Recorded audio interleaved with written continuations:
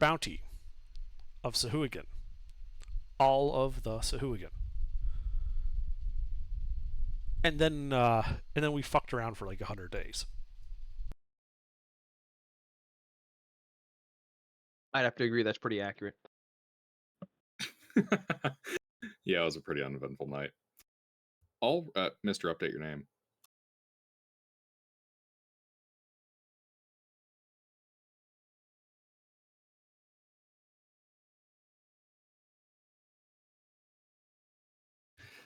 Indeed. All right, so you guys are going about your 100 days, which will end right about early winter. So Faradul, you and Rourke are spending your weeks learning the art of shipmaking. Katsumoto, you're helping out at the local governmental ziggurat by repairing, maintaining, and creating arms and armor for the orcs garrisoned there. And Intervin, you trained your apprentice. Well, Varric, what the fuck were you doing again? He was learning a skill. What skill were you learning?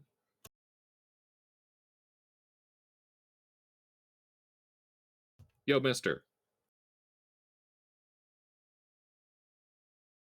Earth the Mister. Yes. Wake the fuck up, samurai. What were you learning? What were you doing during these 100 days? I believe the father was learning navigation, or yeah. Oh, yes, navigation. You were learning navigation. Cartography. Cartography, that's it. Cartography, yes, that's what it was. Yeah, wasn't that Faya that was learning navigation? Yes, it was Faya that was learning Faya was learning ship handling. Ship handling, that's what it was. Not close enough. So who's learning navigation? Yeah, we got a map maker. Are you sure? I thought you guys were hiring different skills. We're primarily going to be hiring crew so we can hire a navigator. All right. The point is, you guys were doing things, learning stuff. And during that 100 days, harvest season comes around. The people of the nearby farming communities in Sargosh are heading outside, harvesting their wheat, until all the fields burn down. All of them. That's a lot of them. Indeed. Every single field of farmland from Tut to Sargosh is said to be burning. What the fuck? Indeed. Wow, that's bad. In general? So they're saying that we're going to be in the need for food shipments, is what I'm hearing. Yeah. They're looking to have a very lean, rather high casualty winter. But enough about the impending death of hundreds to thousands of civilians. Not my problem. Indeed. No, this is our problem, because this is a great money-making opportunity. Indeed. You guys have learned some skills, made some profit. And Faradul. Yes. The gnome who is helping you learn about ship making. He's come to you with information about some thugs that have been around the city, trying to shaking people down, kind of banditry. They've been shaking the almond tree, haven't they? Indeed, and banditry. In general, it would seem that the sudden burning down of all the wheat fields have caused some of the more belligerent elements to, they're trying to shake down the dock workers, all that kind of good stuff. And Katsumoto, you here? What's up? Yeah. Well, you're coming back from working at the ziggurat. You, sir, are confronted by some lowlives who attempt to extort you. They have chosen poorly. Apparently. Ro- Very you gonna kill them? poorly. You want to roll an ish? You're just gonna try to scare them off? What are you doing, Katsumoto? You can see. What exactly do they say? Well,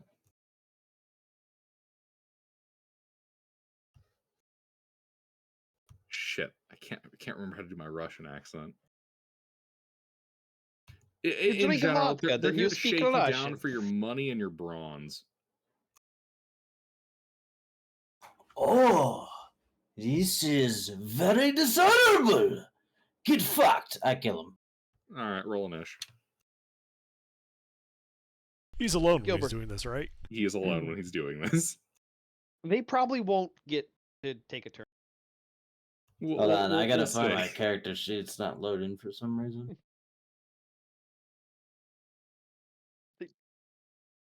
Doesn't he? Yeah, I was gonna say, doesn't Hayes? Don't you have the thing where you get more on your niche? Yeah, hold on.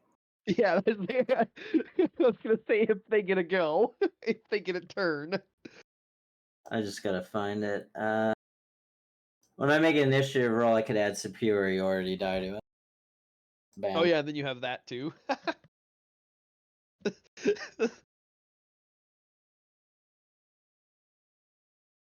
Oof, just made it. I think he goes first. Yeah.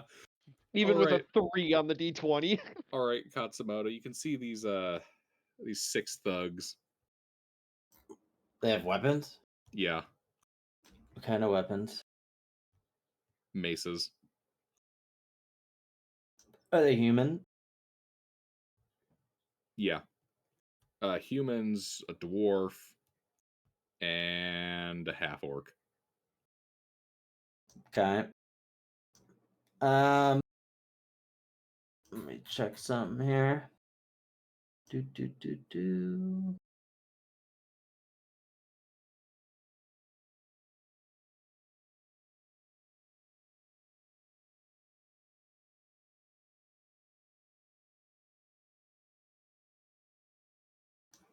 Oh, that's an action.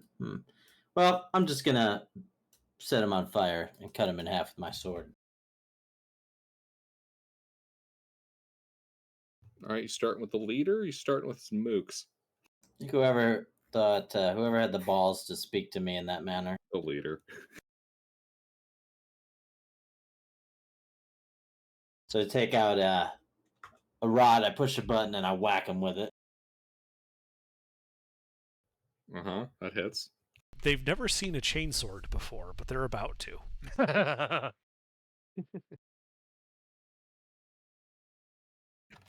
The people will speak of how they watched these thugs be slaughtered with such economy of force. And no bloodshed, because he's cauterizing the wounds as he kills them. Oh, those will still leak blood. How's he look? Injured. Okay. I push a button. He's now paralyzed. Do the roll. DC 17 strength saving throw.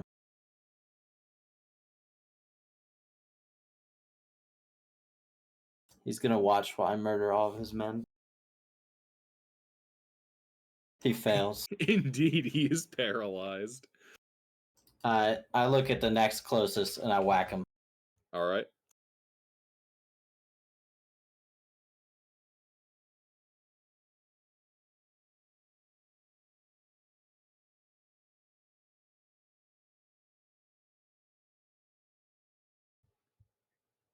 That thug is badly bloodied.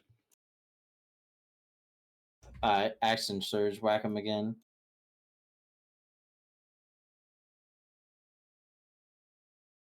Actually, hold on. Let me count that.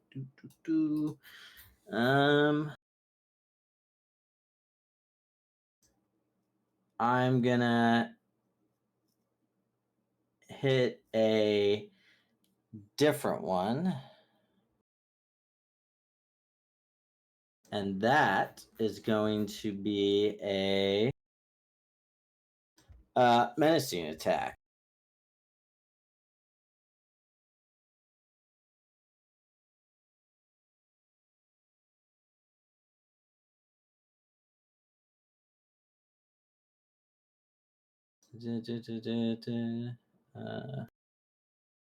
He has to make a wisdom save or is frightened of me.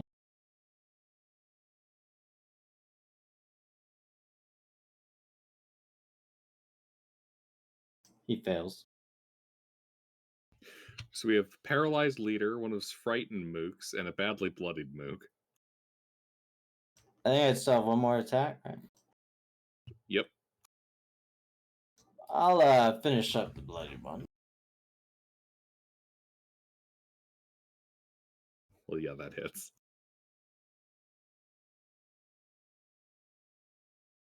As you cut him down.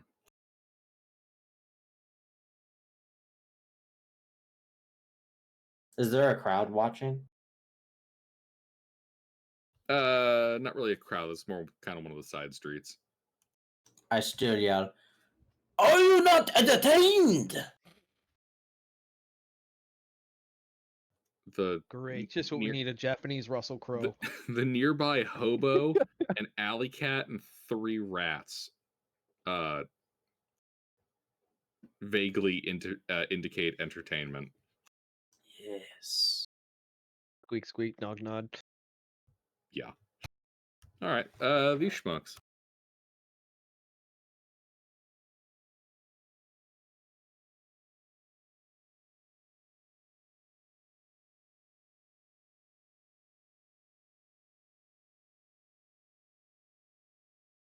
All right. Well, let's see. The 2 non-frightened thugs are going to close in on you and try to beat the crap out of you with their maces. How many are there?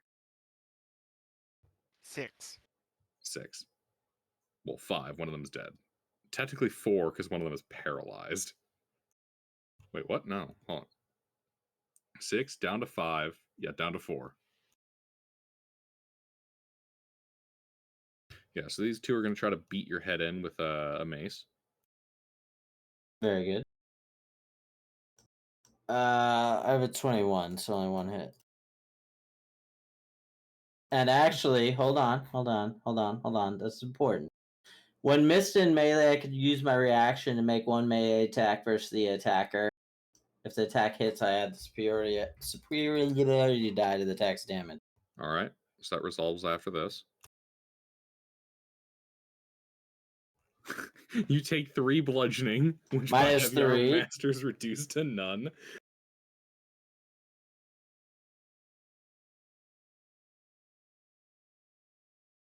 I think it hits. That hits.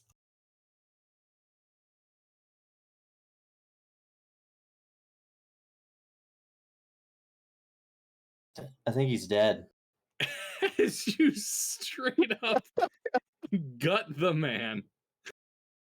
Oh my god, that meme is perfect. I was just going for the fact that Hayes was rolling a bunch of high hits. And then he throws that damage around. Fucking kills one of them. The next guy pulls out his heavy crossbow, tries to shoot you with it.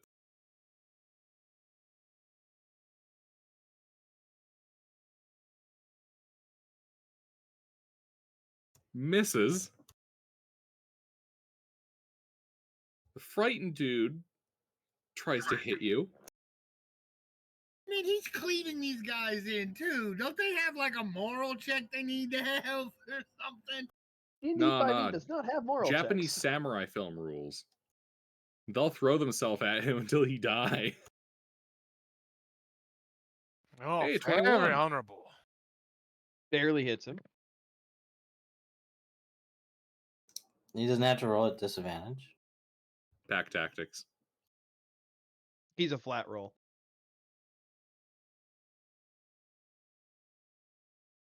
For 3 more damage. 2. Oh, 3. You're right. Mm-hmm. All right, and that's the end of his turn. I believe he gets to make a save at the end of that, yeah? I think so.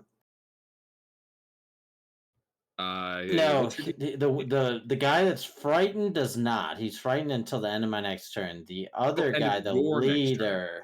leader can make a thing at the end of his, I believe. Alrighty, we'll just ignore the 14 then.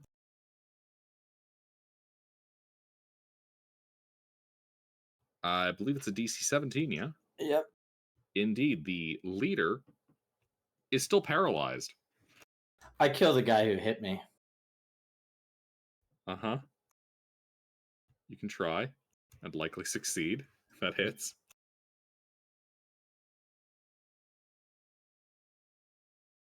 Oof, 1. Well, he's gonna die, so I whack him again. That's a second hit. Now he's dead. Yeah, he's dead. So one guy and the leader? No. A crossbowman, 2 guys, and the leader. Okay. Well, that's it. Indeed, these guys. You know what?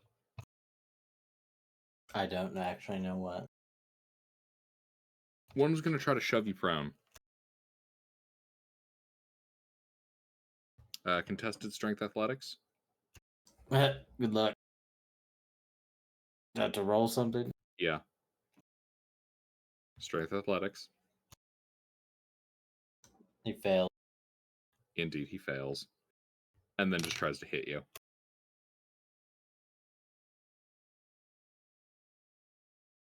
Tries. Missing.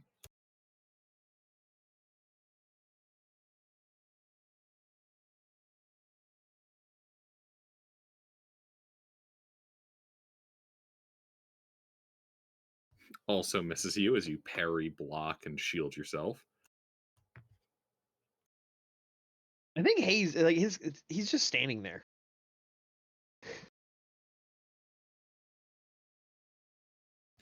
You know, crossbowman's going to take a shot.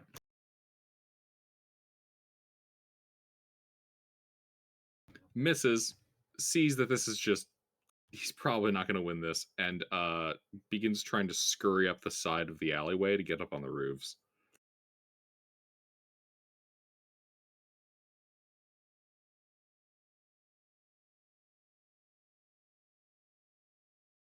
Now the captain. Still paralyzed, your move.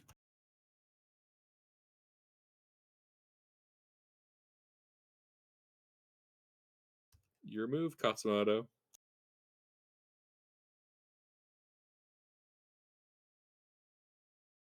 I swear to God, do you roll things that aren't 18 and 19?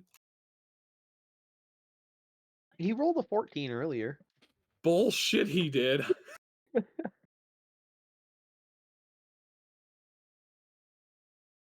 Yeah, he's bloodied. He's probably gonna die. He dies.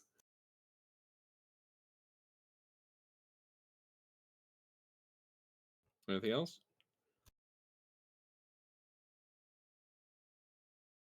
Alright.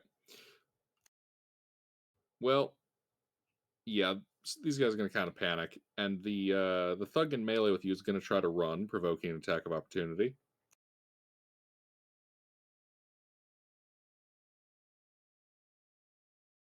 Hitting.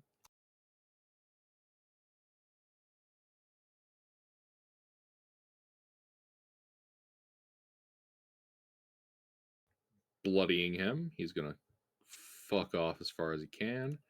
Crossman's gonna try fucking off, leaving just the paralyzed bandit. Who's still paralyzed, your move.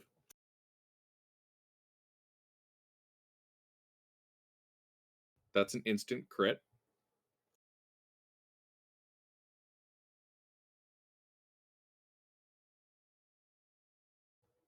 As he's now bloodied.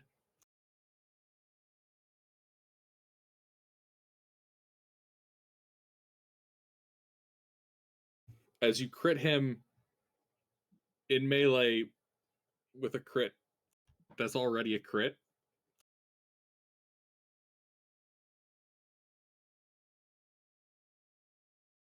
And with a 1-2, you cut him down. His paralyzed corpse slumping onto the ground, blood pouring out of him. You're out of a niche.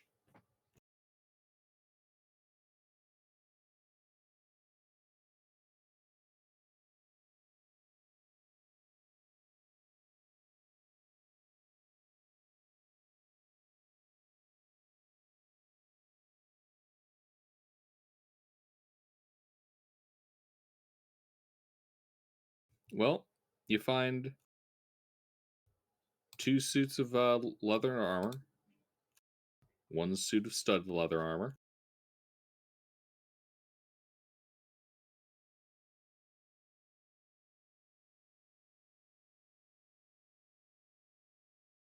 two maces,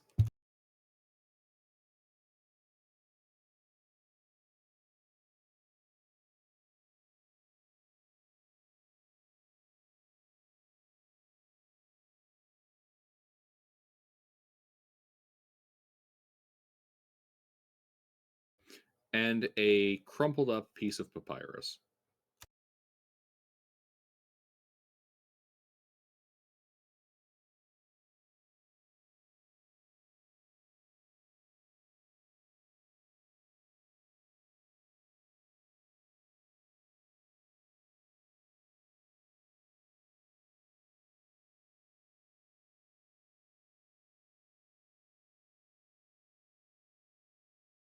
It's unnervingly quiet.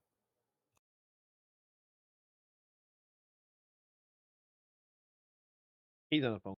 Remember? Hmm.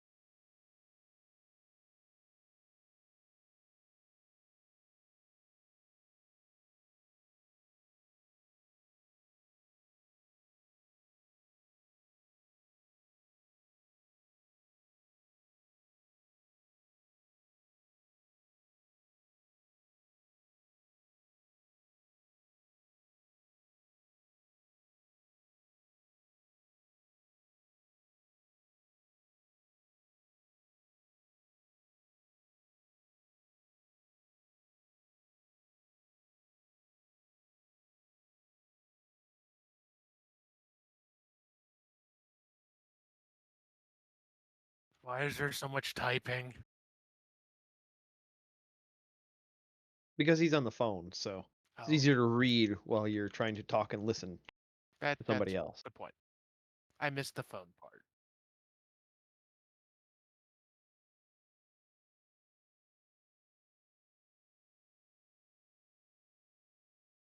Mister just vanished. Yeah, the hamster needed a break.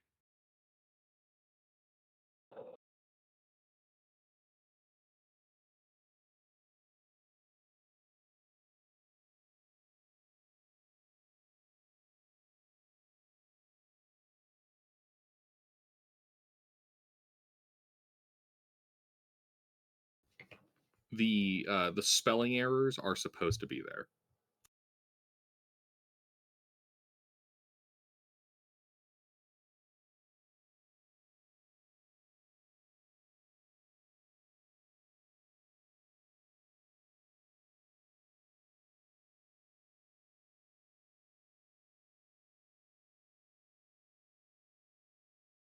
Indeed. At some point. Alrighty, you let me know when that point is. Not immediately. At As some point in 100 days, he's like, Kasumoto- "Oh, by the way." returns to the inn that you guys are all staying at.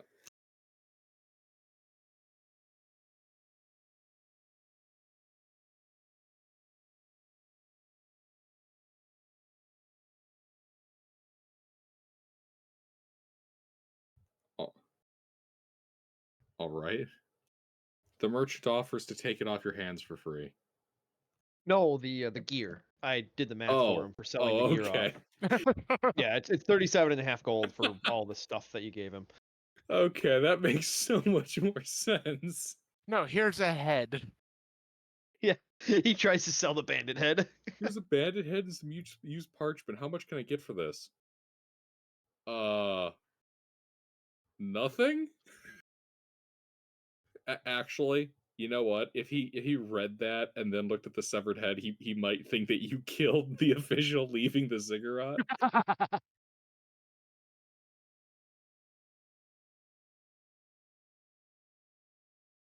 Alrighty.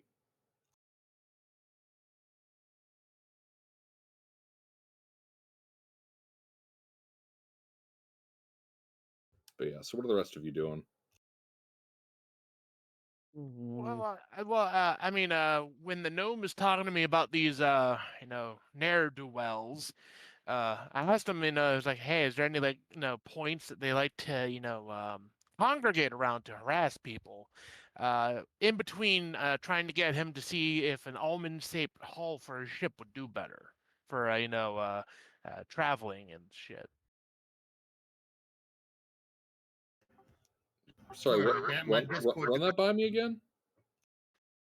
All right. So while the gnome was telling me about the rapscallions that were harassing people at the docks, I asked him, is there like particular places where they like to do that at?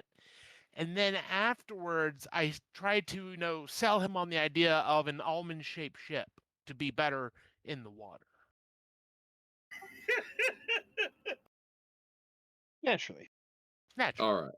Well, he tells you to leave the ship designing to him since he has the actual years of experience. I mean, he's not wrong there, so And I'll leave it at if you're that. looking for a fight, probably the back alleys.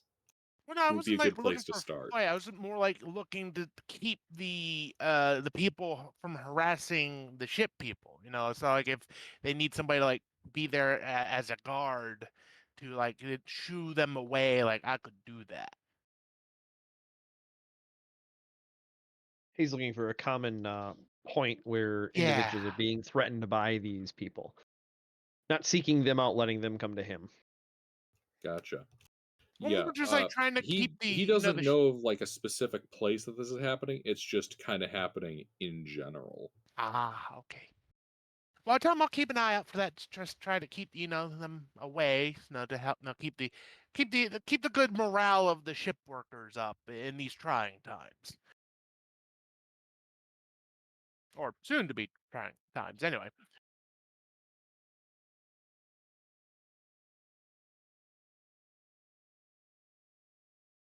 Oh no, Intervin's typing. Nah, I'm good.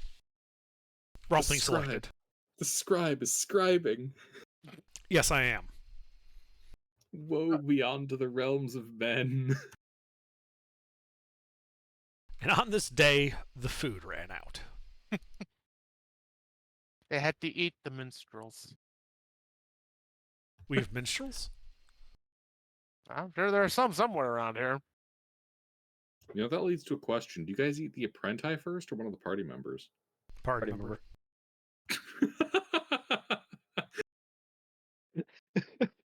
No hesitation at all.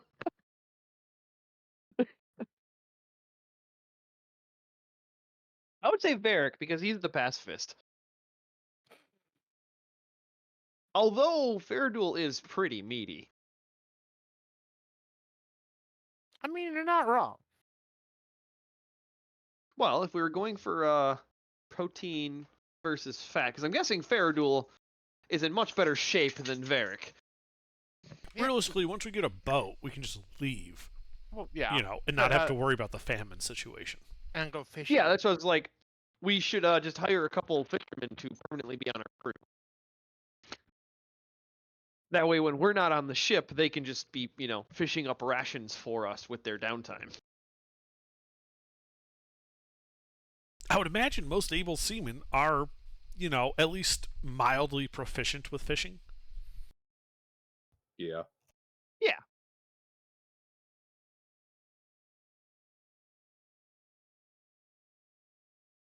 I think that's actually one of the things a sailor background gets.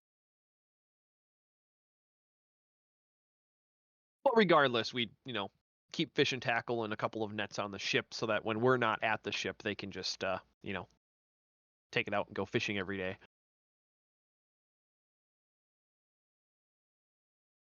Could even sell it as a side income. It wouldn't be a lot, but hey, food is Well, food. No, it'll get much more later on as the people get more desperate. All right. Well, it's like I'm that sure... old saying, if you give a man a fish, he's fed for a day. If you take the fish from him and tell him he's lucky to be alive, he'll catch more fish for you tomorrow. Ah, yes. Intervin subscribes to the maxim: an honest man does an honest day's work, or I destroy his village.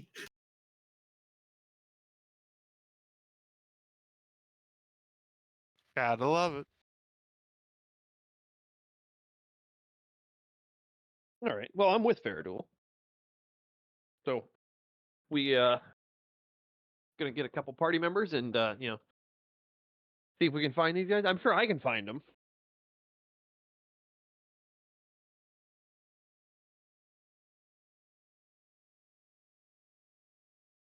Faradul, Oh yes.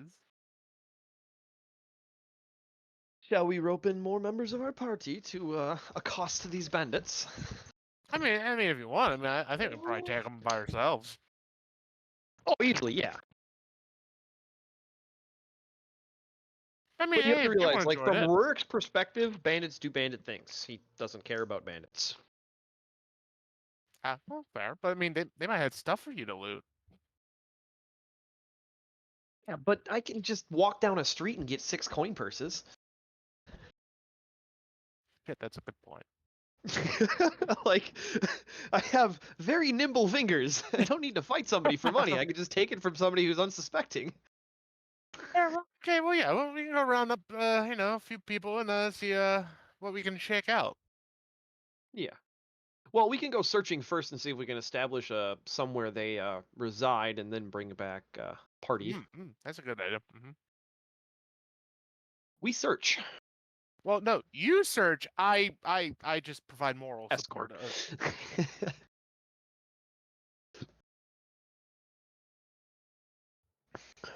Alrighty. Yep.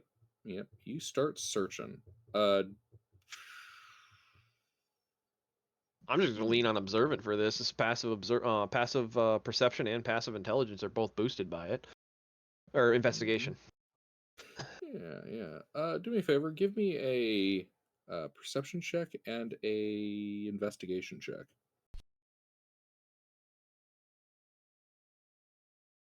And then I guess a persuasion check too. All the ways in which one would gather information through a city. Well, if we're looking for thugs, Faradul can handle the persuasion, and I wouldn't say he'd be terribly persuasive. I'd say he'd be more intimidating. I mean, I that's mean more persuasive in a different interacting with way. the people in the city to try to find meaningful stuff. All right, that's perception.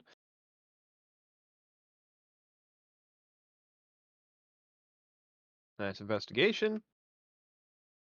And that's persuasion. Yeah. You communicate with people in the city, look around, search for clues. Spend the better part of the day doing this. And the information ends up taking you to just on the outside of one of the nicer, wealthier districts in the city. Over to what effectively amounts to that district's granary. Yeah. Well, if food gonna be short, that's where bandits would reside. I mean, the banditry would be them because they ain't got nothing to do. You can see a couple of burly looking Goliaths kind of guarding the armory.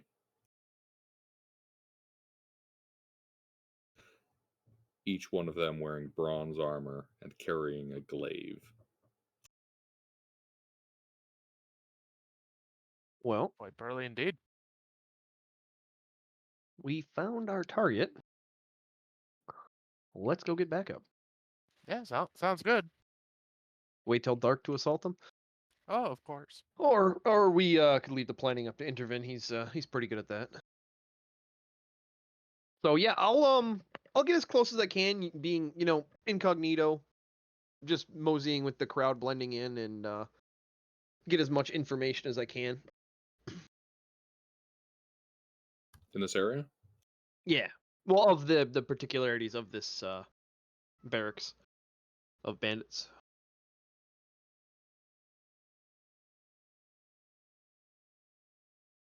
Alrighty.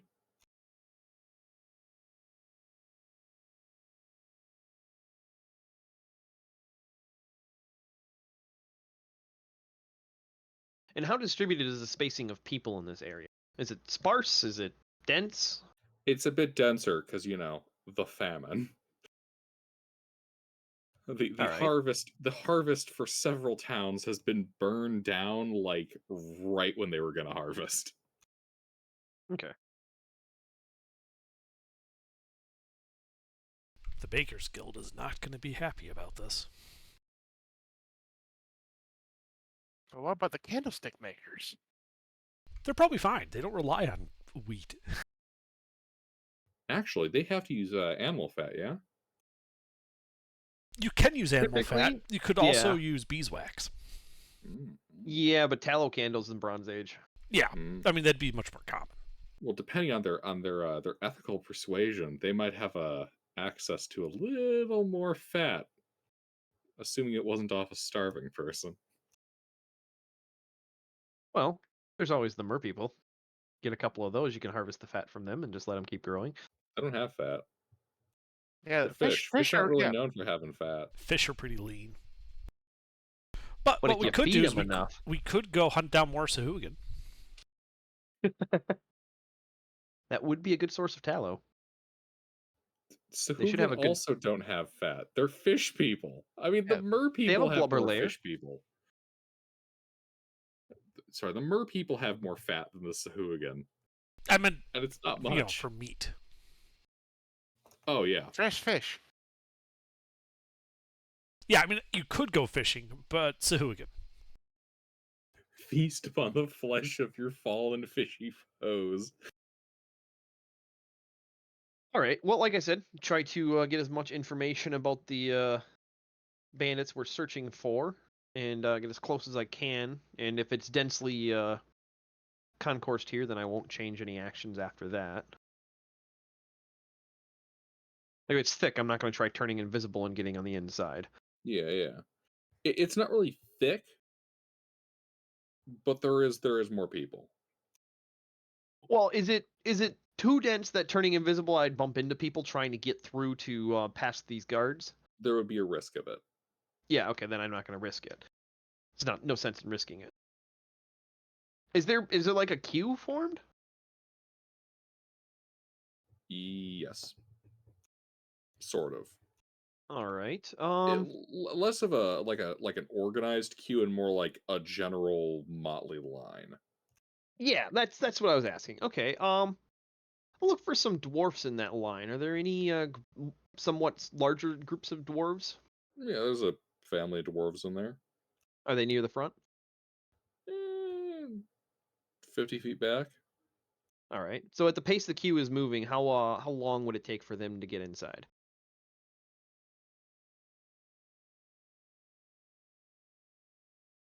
Maybe half an hour. Okay. Well, in that case, and I'll back off, and after getting all this information, go to Faraduel. Hey, go get the party. I'm gonna go on the inside. All right, don't get yourself killed now. Oh no, I'm gonna make friends and be one of the bunch. All right, well, I'll go get the party. Yep. All right, then I will approach this family of dwarves. So I just, All right. hopping and bopping my way back to be like, hey guys, we found a party to join of ne'er do wells that need some fixing. Who's up for a good old party like that? Describe these bandits. Well, so these are like the guys that are like trying to hustle down the dock workers down by the dock, and we follow them back to this granary, and there's like two big Goliaths, and Rourke went to go get buddy with a family of dwarves. So, two big Goliaths in bronze armor outside the Yes, city's official granary. yes. Are you sure that these aren't just the city guards? I mean, it didn't look official. Everybody just looks at you with this look like, what? The barbarian is the source of information. That's what makes this so funny. I don't know. Big mean guy. Where's Rurik? Well, like I said, he went to go be buddy with this family of dwarves. Okay, I'll get all the supplies ready if we have to make a hasty exit. I mean, we don't have to attack them if they actually are official city, but I mean, we think that they're harboring these gang people. So we want to put an end to it. Well, I want to put an end to it. I think Rourke just wants to find more shit to steal, obviously. But I mean, I mean, if it comes down to it, we'll just burn the granary down. That'll end the problem, right? Well, I mean, the grain was already on fire, so I mean, more fire really couldn't do much more harm. So. I can do ice if you prefer ice. Well, the grain in the fields was burned, not. Well, yeah, It was but I burned mean, at the fields, not the granary. well, yeah, but what I'm saying is, like, if the granary catches fire, it's not like people are going to be super pissed at us because, well, I mean, there's no grain to put in there. The granary is where they also store their grain. So what little the grain they have, that's where Exactly. they put it, where they imported Yeah, it. they would not be pissed at all, Fairduel. That's a great idea. No, they just won't be as pissed. They won't be pissed. They'll be absolutely fucking livid. Nah, it'll be fine. Looks Wait a like minute. meat's back on the menu, boys. I was just thinking that. Oh well, if there's no grain, then what are they gonna eat? Wait a bandits. minute. You. Well,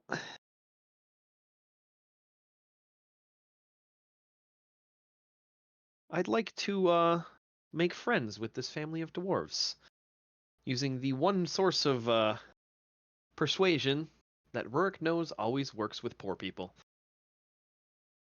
Money? Money. Alcohol? Well, that's the other, but that one doesn't always work. Sometimes it makes them, useless. Fair. All right, yeah. So you go to approach, and as you do and begin to ingratiate yourself, you already have other people in the motley crew going, "Boo! No cutting! Fuck you! Back of the line!" Well, and that's where, they're not hearing the conversation that I'm having because I'm simply going to ask the most senior male of them. It's like, hey, if I give you 20 gold, you say I was part of your family?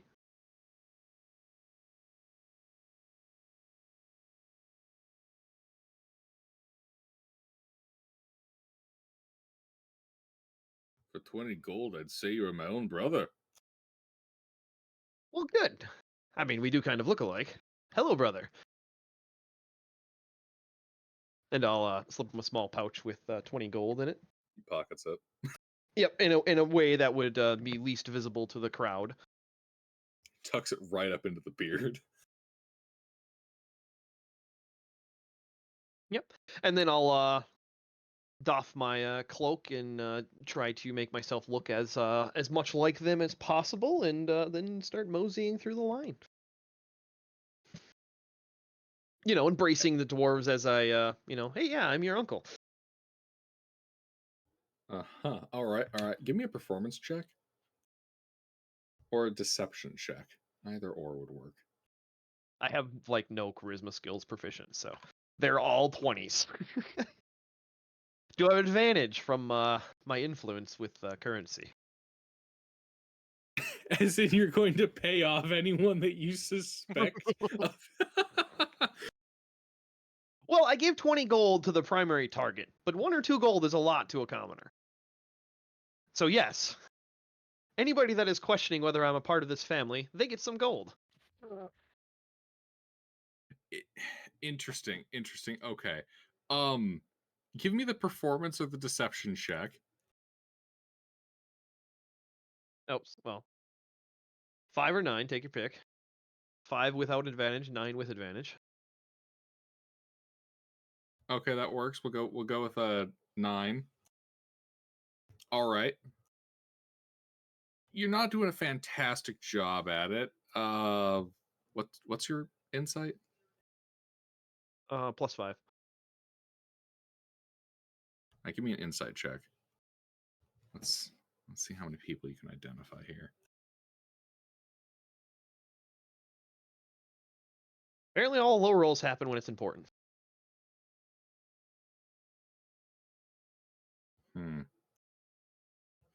Okay, well that fails.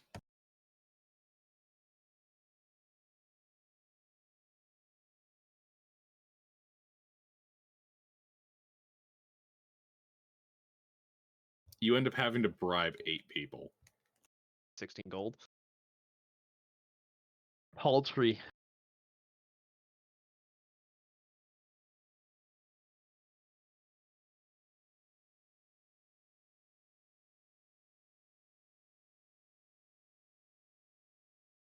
I was really hoping it was going to be 2 6s. Well, Bribe then you realize crowd while you're that's, at it. that's still only 24 gold. I know. No, it's more the quantity, the sheer number of people you're having to bribe. Yeah. But once I get the crowd around me settled down, I'll just fall in rank with this family and, get to know them a little bit. Chit chat, get some Mhm. names, get, Mhm. any surface thought questions that might arise if Yeah, you're mastermind rogue. It's not difficult. it's what we do. Yeah. All right, but yeah, you eventually, you and this family of dwarves you've adopted make it up to the front of the granary.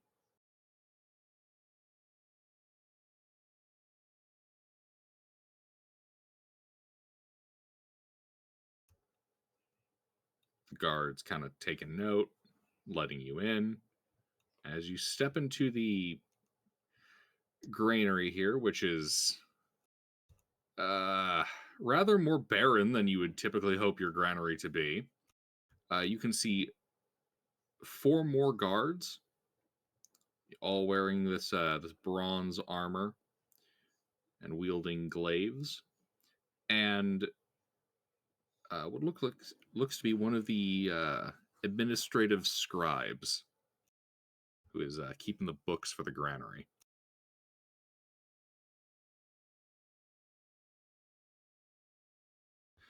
And he distributes that. He distributes.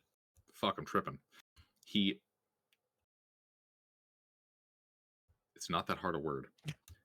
It's okay. You take Distributes. one. Yeah, there you go. Distributes. There we go. Distributes the like the small grain rationing to this dwarven family. A Yep. little bit extra, including you. Yep. There's one benefit of me going along. It's just another head. I don't actually need the food. Mm. And give me a perception check, Rourke. All right. Well, I mean, I'm not particularly paying attention. My passive is 23. True. Like, the benefit of observant is I never Yeah, pay yep. attention. Yep. Hold on. Let's see. 23. Okay, so you do Yeah, notice that's something why. with it would be your passive. Despite the noise coming from outside, the inside of this granary is relatively quiet. But you do hear the sound of, very faintly, like metal scraping on stone, kind of from below the boards, and creaking of the rafters as if there were a person up there, but you do not see anybody. Right. And the metal scraping below on stone sounds like weapon handling, weapon sharpening. Unclear. Just metal on stone. Well, is it rhythmic? Yes. So probably weapon.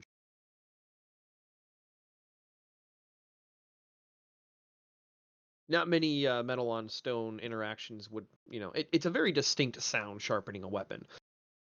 True. As a high note ring as the stone comes off the metal and there's nothing in contact with it, and then you hear the same clack and noise of it continuing to, yeah, that. Rinse and repeat, and then the shink noise of the stone coming off. So, yeah, like that's a noise that any adventurer would very easily be able to distinguish from, like, a grain mill, for example. Well, assuming it's not an all spellcaster party, yeah. Fucking That's true. wizards don't know I what a suppose a whetstone party of is. wizards would have no idea what a knife sounds like when it's getting sharpened. What's that noise? Could be anything. Well, we would know what that is because the barber that travels along with us, to keep our hair looking nice. That's the sound it would make, especially when he's like honing the razor.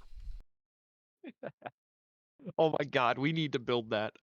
A party of wizards, and somebody has a, the noble background and gets the 3 schmucks. A barber, a tailor, and then what would be another trade that you'd have for an idiot following you around all the time?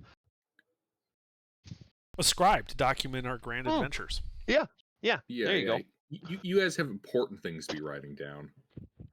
A barber, a Other tailor, than and a scribe. That's your 3 mooks. No, like a it. cook, Alright, anyway. not a scribe. Oh yeah, a cook. Yeah, that would be more beneficial. Wizards can't cook, so. Well, we can, but you they better can like cook. a barbecue. They only have one temperature setting. Yeah, all of your food is Well going to done. be baked Alaskan. Yeah, it's gonna all be well done. Anyway, okay. So yeah, we'll mosey on through the line, and now after getting the name of, call him Grim. That's a good dwarf name. Grim Grimson. Yes, a strong family name like your father.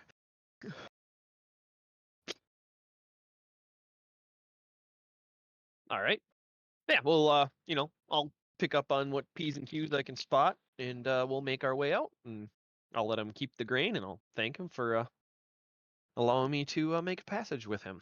Well, you try to pick out P's and Q's, and you see a really big Q right next to the granary, but you find no P's, likely because of the famine. That's fair. That's fair. That was a good one. I like that. Thank you. But That wasn't even a but-tis. That was excellently delivered. It took me a second to figure out what you were going with, and then it clicked in my head. The Q is the fucking line. I knew where you were going with the P's, but the Q caught me off guard, and I had to think about that for a second. I'm like, is one of the guards wearing a giant Q on his shirt? Oh no, I'm just an idiot. I mean, you never know. They're all wearing giant Qs. They're superheroes. The alphabet gang. Yeah, no, they're all grouped by letters. So like there's a few that have like B's and some E's over there. All right, digression. But yeah, we'll make our way through the queue. I'll follow and proceed and be normal and not, stand outish, blending in as I do. And then yeah, separate from Grim Grimson and Spill the tea, Ruffles. You're trying to be incognito. I would have never suspected. me? Never. That's why I looked for a group of damn dwarfs. Well, do me a favor, and I guess at this point, are you proficient in disguise? Yes. Okay, just give me that. Yeah, check I real quick. would have smudged myself up a little bit. Yeah, just like a quick. Yeah. I forgot to cover that part earlier, but yeah, let's just get that roll done with. All right.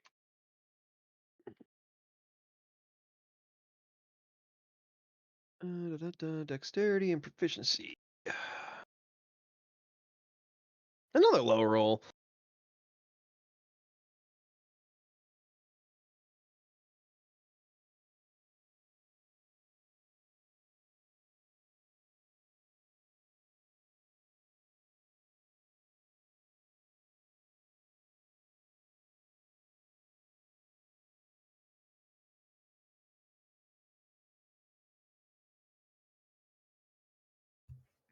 Alrighty. Sufficient enough to look like Grimm's brother. Oh yeah. Good enough. It, All right. it was not a hard thing to pull off. Yeah, well, you mix in a dwarf with a bunch of dwarfs, the scribe is going to be like, oh yeah, more dwarfs. Indeed. Yeah, you guys already do kind of look alike. Hey now, I resemble that remark. Yeah. All right, well, I'll ask Grim where he's living these days, and then make my way back to the party. Yeah. He tells you he's living over on it would be the west side of town. All right. Well, if I have need of your services again, I will hit you up. Of course, of course. And I am having to step away again for a moment. My apologies, gentlemen. There needs to be a good GIF. I don't even know. Sent, you're good at finding GIFs. What's a good GIF for new NPC acquired? Hmm.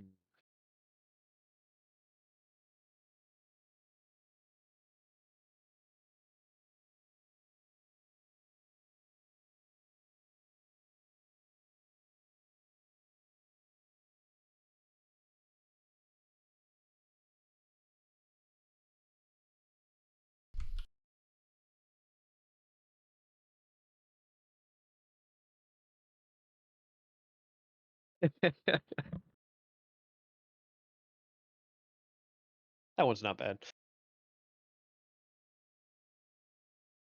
Of course, on Saturday, that would take quite a while. All the NPCs I have access to.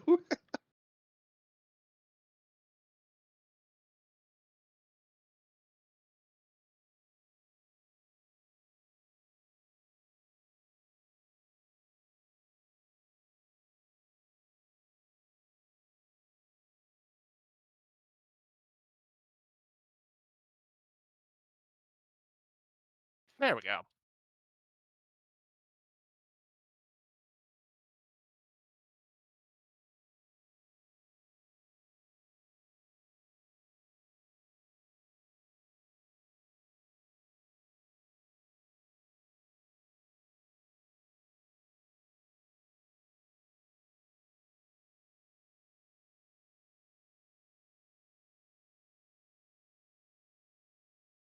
Alrighty, I'm back. Sorry about that. No problem. We were just memeing about acquiring new NPCs. Oh, indeed. Yes, Grim Grimson. Respected doer of job at place.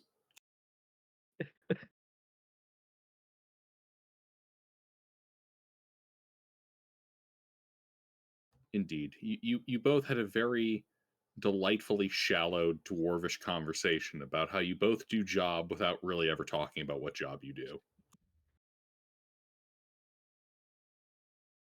Although I was far more confusing about what job I don't.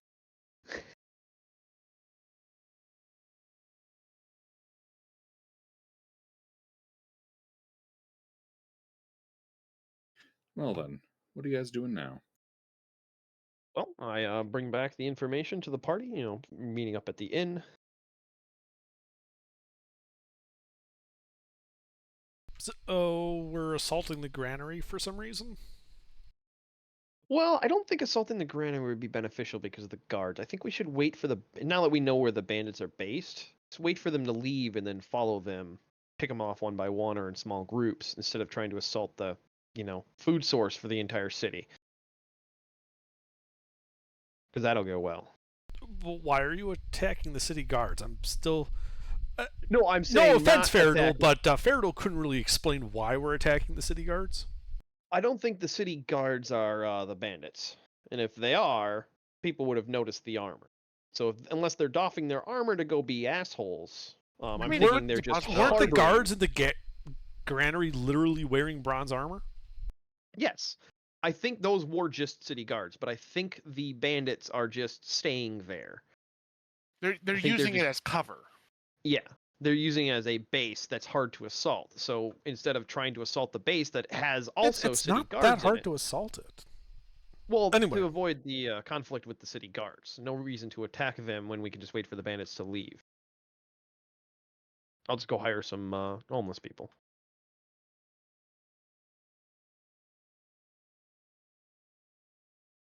So, if you want, I'll spend the next day or so building up a network, and then So once so that's you think they're established- the bandits are in the granary? Yeah, I think they're safe havening there. I think they're All hiding right. there to prevent people from being able to attack them directly in their base because it's the granary for one, and two, they have the city guard. So you'd have to go through the city guard to assault them. So they just paid him off to stay there. Okay.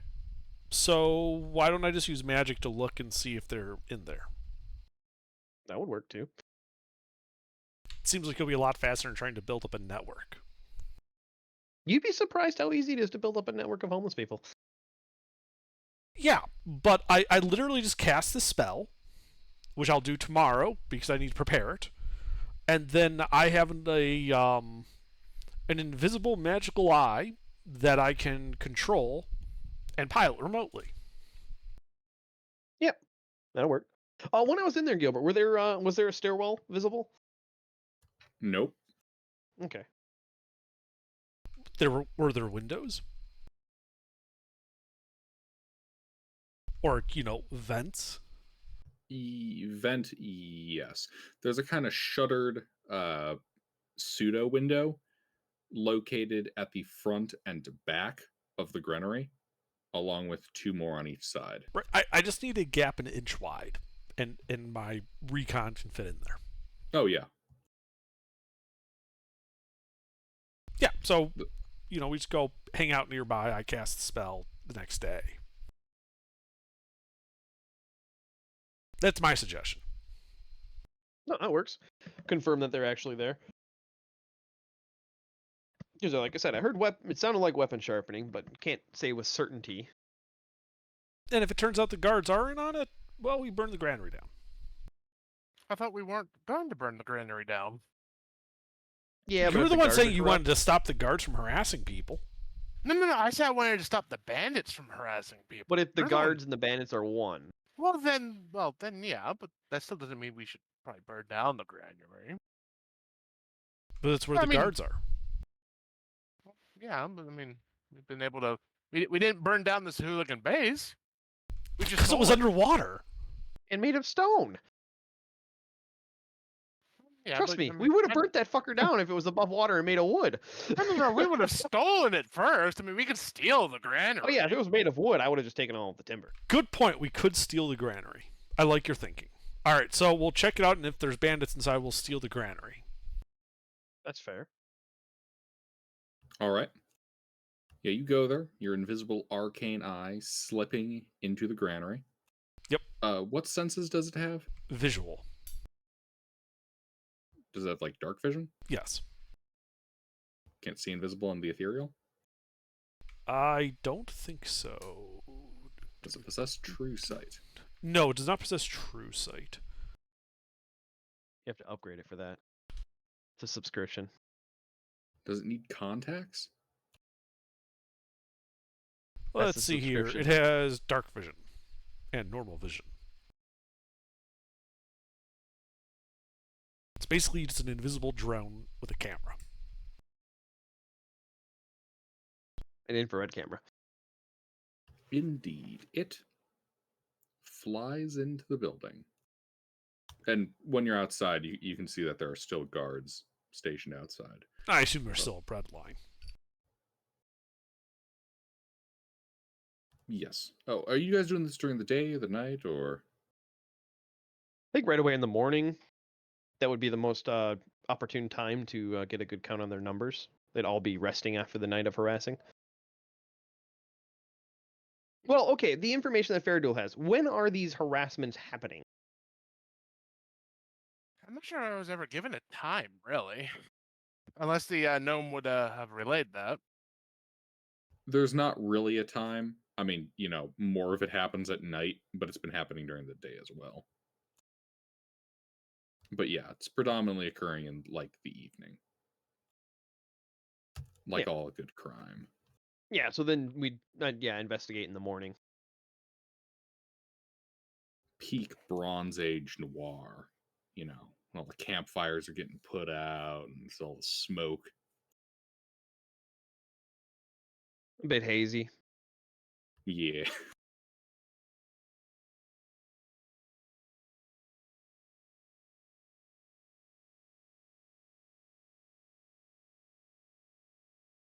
All right. So when are you guys doing your shtick? You said during the morning? Yeah. All right. Yeah. The eye goes in, looks around. The granary's a touch more empty than it was before.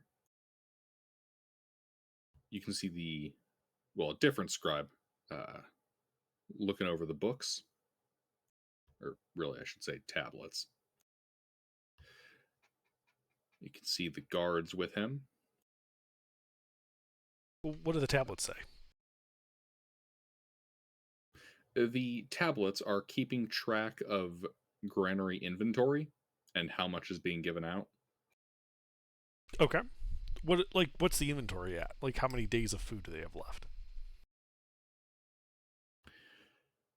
So, you see a couple of spots on there, including estimations. They estimate they probably have at most enough to feed the city at like a half ration for a month. Beyond that, there are some scribbled notes about creative accounting. Like, Okay. running the numbers for if you engage in some creative accounting, how much longer you could get that to stretch. Right, like if we only fed half the city on half rations. They estimate they could get another maybe 3 out of that. Possibly enough to get through the winter. But not much more than that. Okay. It does not include anything related to like imports though. Right.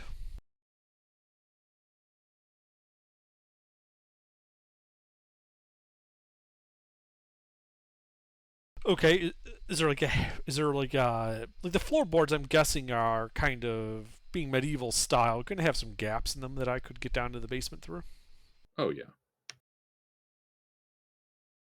Yeah, so you start poking around there, and for the most part,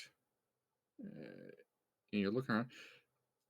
So the granary itself is raised, but the outside of it is boarded up. It's got like that. How should I put it? It's got a faux floor, so there's still the gap like you referred to. And you slip down there, and you can see in the dark that there is a carved opening stretching from under the granary at a diagonal to the north. Nothing Like it's else? going under the wall that this is next to. Right. I got that. Nothing else? Nothing else. Well, there's Down a the chisel. tunnel. Yeah. Is the tunnel like rough hewn, like out of like bedrock or something? No. Okay. The earthen. Mm-hmm. Okay. So I follow. Yeah, I descended down the earthen tunnel. Send down the earthen tunnel. It goes along a couple dozen feet. Before running into at least the top part of it, runs into some stone. Looks like that was chipped away at. Give me an intelligence check really quick. Is this related to architecture? It is.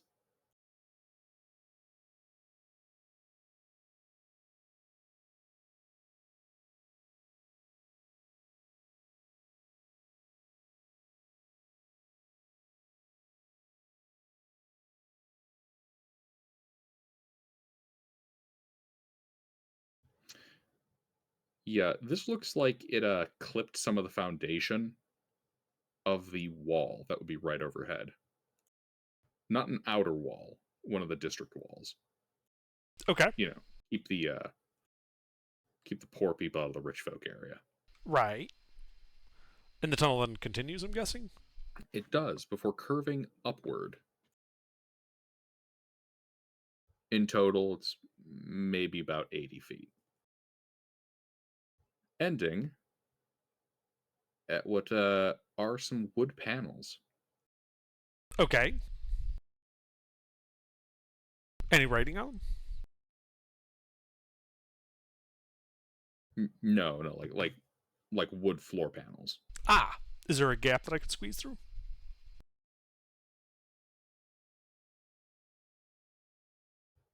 There is not. Okay, but but I have like a direction. I have a distance. Can I figure out what building this is? Yes. All right, hey guys. My drone got a bit stuck. Let's go retrieve it, and I start walking that direction. All right, right. I'll start following. Yep.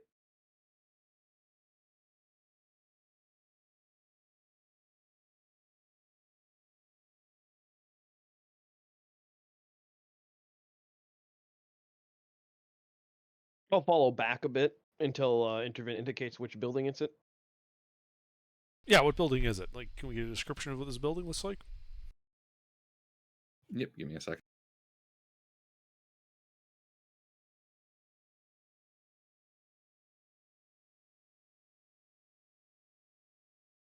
And to be clear, the apprentices are with me. Of course.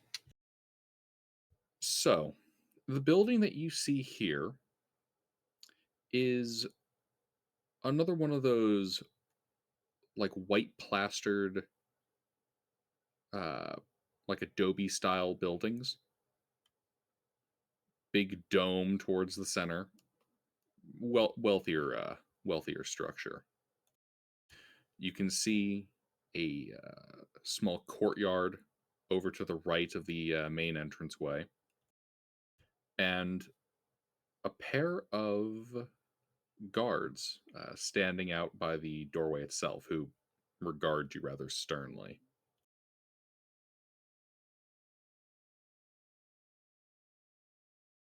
A number of date trees also occupy the area around this building. Given the time we've spent in town, do we know whose house this is? Given its rather ostentatious nature.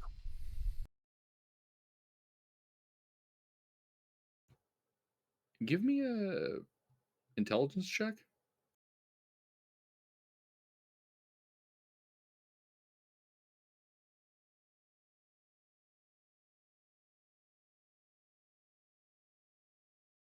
$25.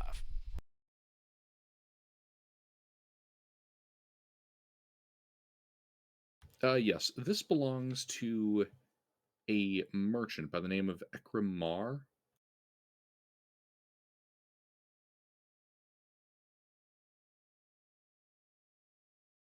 Okay, what's he a merchant of?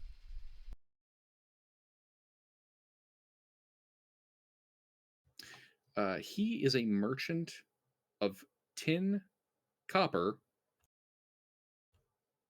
and contractually obligated labor. Slaves. Yes.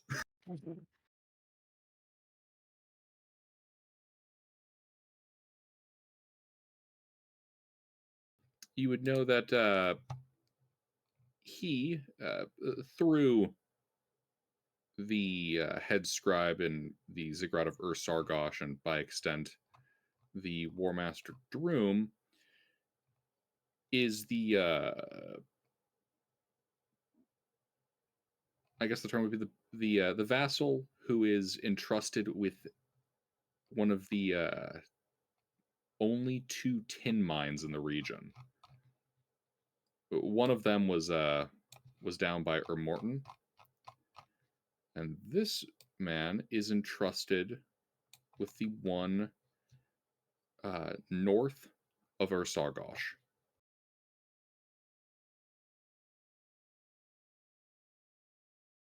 Oh, rich dude with a little power.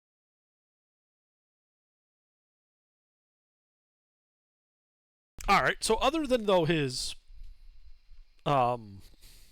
mercantile holdings of the mines and the like, are the mines guarded by his forces or by Ur-Sargosh forces? They would be guarded by his own personal cadre. Okay. Mercenary sort. Yeah. Yeah, the actual forces of Sargosh, outside of some like local guards, it would also host a contingent of the War Master Droom's orcs. That's what I meant. Are they his orcs or War Master Droom's orcs that are guarding the mines? So, given their strategic importance. They would be, well, it's guarded by his own men, although you would know that given the strategic importance of a tin mine, the eyes of Droom would certainly be on it.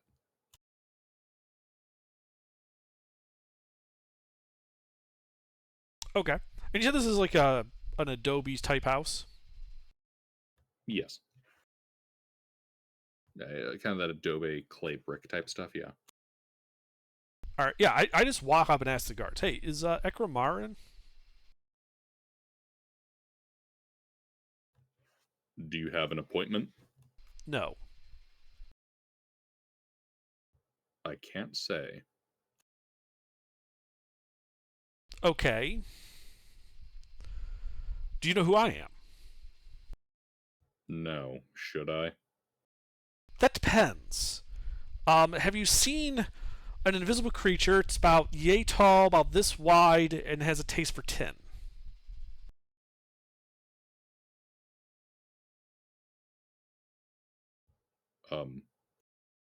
No. Then you very much should want to know me. Why is that?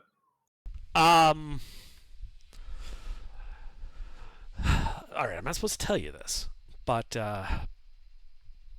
doing some magical experimentation for the War Master, developing a weapon that could be unleashed on the enemy. What better weapon than to target his metal supplies? So we invented a variant of the rust monster that targets tin, and to make it easier to deploy, it's invisible. I made 3. This morning, I only had 2. Given Ekramar's mining interests, I felt that it would probably be important to let him know.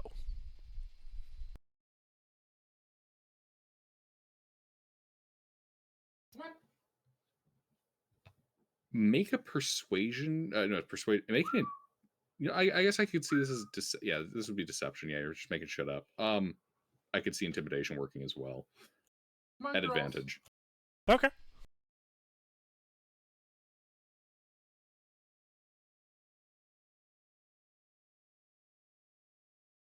Never mind. You don't have to roll it in advance.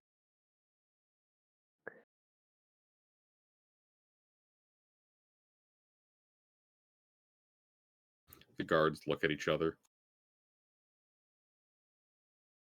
All right. We'll let you in and announce you, but he is a little busy at the moment. Sure. The important thing is because it's invisible, I have a way to track it, and it led me right here, which is why we gotta go. I know exactly where to go for it.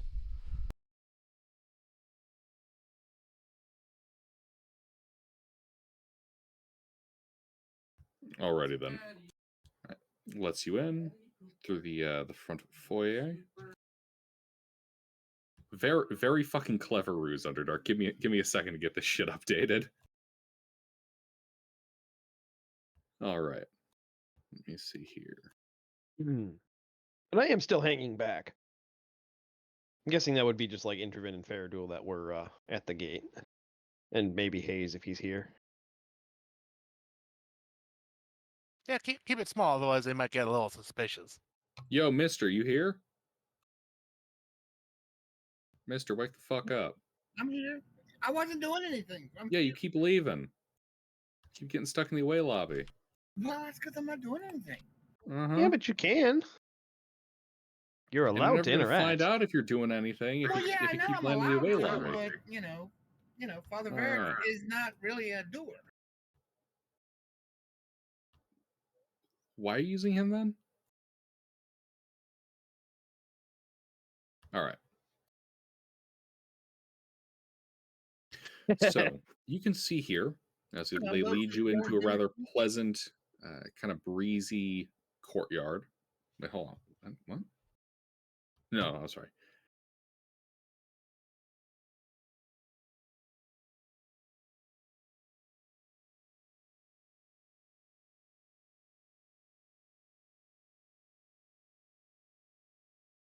Am I looking at the right section?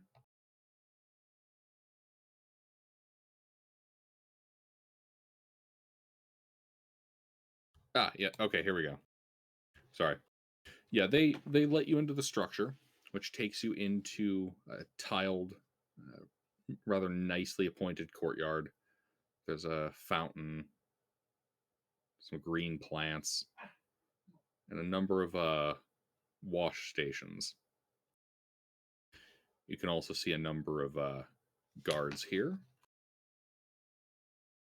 5 of them. And the guards will then lead you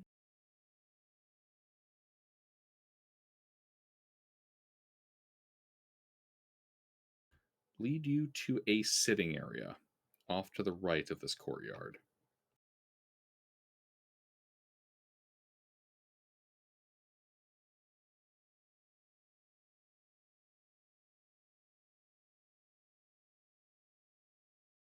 Here we are. Yeah, they take you to a waiting area. There's, pillows, chairs, rather comfortable, nicely appointed. And they tell you to wait here for a moment while they get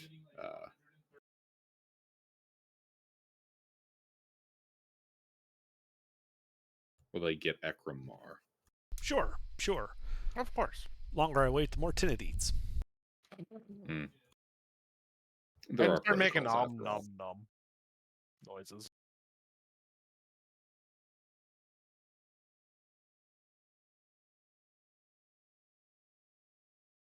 Let me grab for you a snip of it.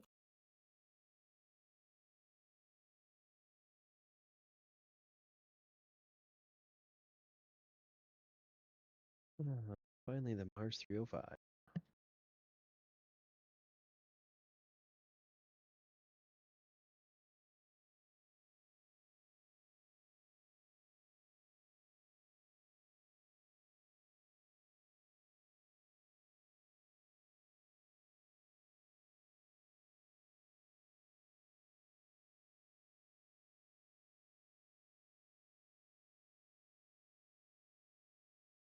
Yeah, and as they leave, assuming Faradol's with a turn, I'm like, all right, remember to have the sack ready, because it's going to be invisible when we throw it in there. I give Intervent a salute and like, Sax Racer. It's important that you just hold it until I can say the command word to force it to go to sleep.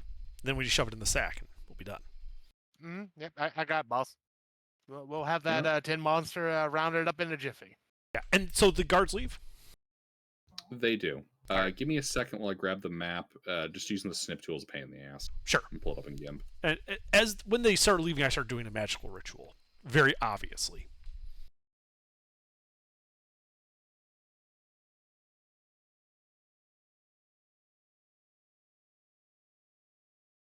But I'll actually use my class feature to shorten the ritual so that it just takes an action.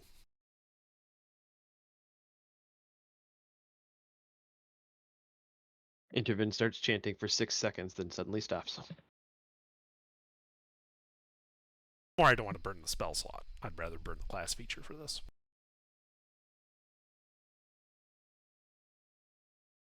As I cast Unseen Servant.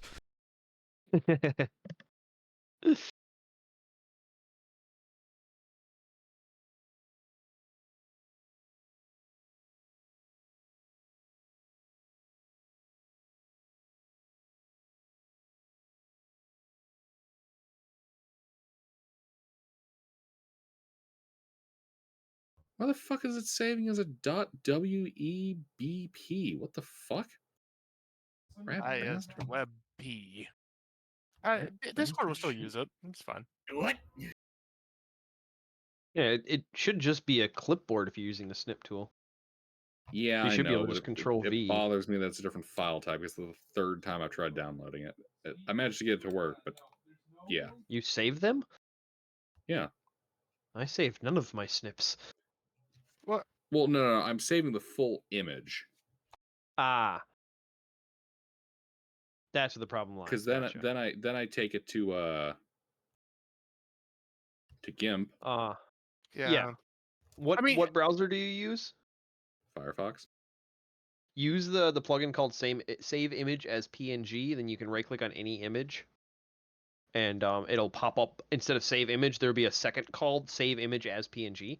It'll automatically convert it. Or you just change the extension to .png. I mean, that will do it too. Yeah. It wasn't giving me that option. That's why I was annoyed. Also, if you ever have an image and you just chuck that into Discord, Discord kind of automatically changes it to PNG. That's why I keep the dice bot in my PMs. He really doesn't like the stuff I sent him though. Oh, how so? Because I just sent him a bunch of random images to save for later.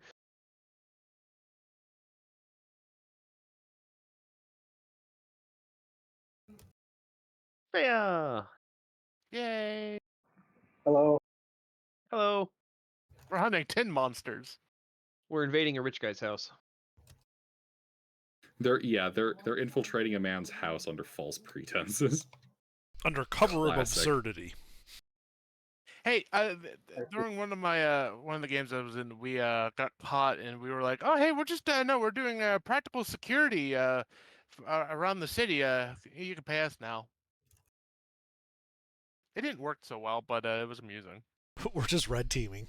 Yeah, exactly. Yeah, we were just doing a red team exercise on your very nice fortress here, and hey, you caught us, so hey, it works. Yeah, your security is up to date.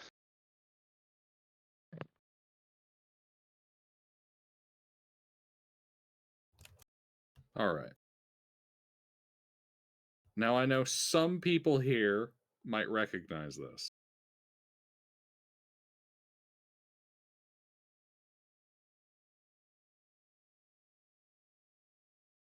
I mean, architecture is architecture.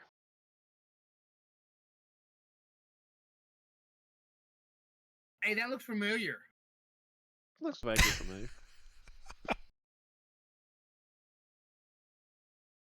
Hey man, rich people houses are the same. It's fine.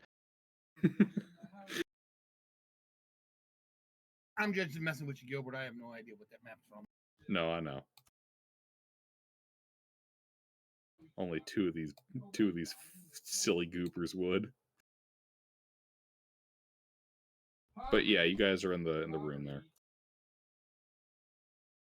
In the one on the right? Or in the center room with the pool? All right, so that's that center room with the pool. That's an open courtyard, vertically speaking. You're in the pillared room just to the right of it. Okay. With the view of the exterior courtyard. Okay. So the guard leaves. I do my fast ritual to summon an unseen servant.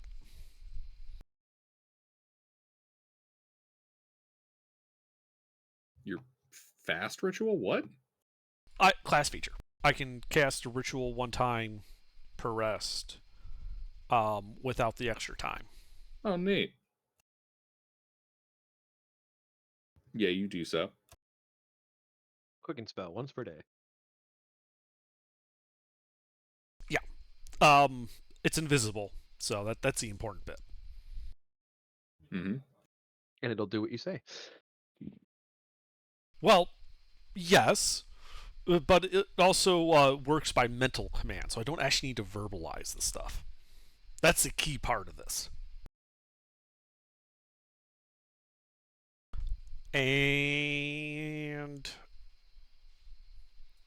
based on where that tunnel would have led to. Do I have an idea of where in the house this area would have been that it would be under? Yes.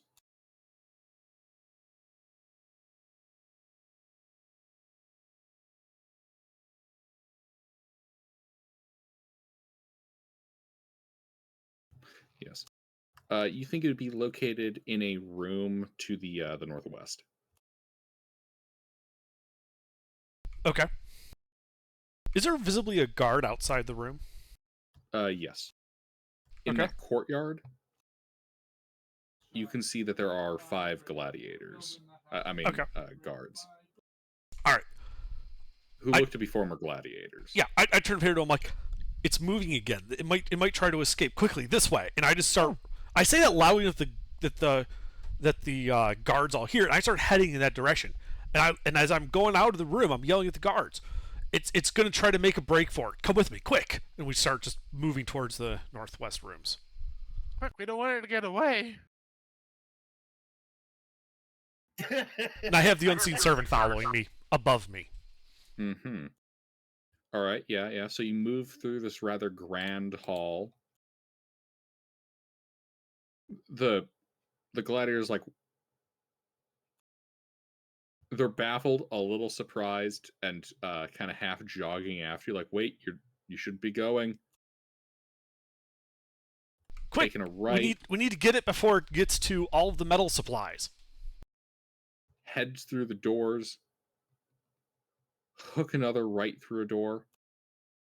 And you find yourself in a rather nice chamber, wood floor.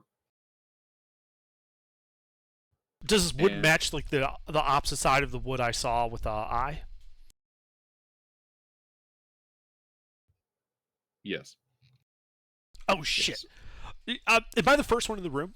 Because I was Yes. leading everyone. All right.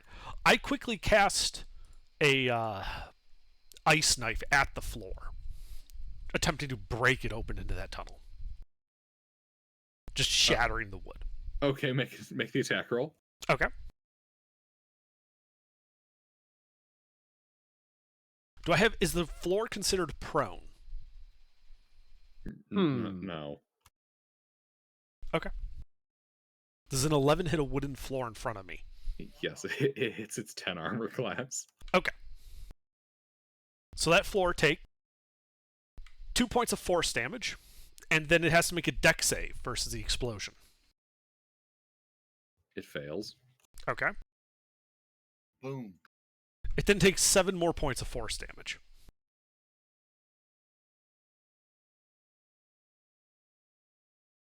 Do I blow the floor up and reveal the tunnel?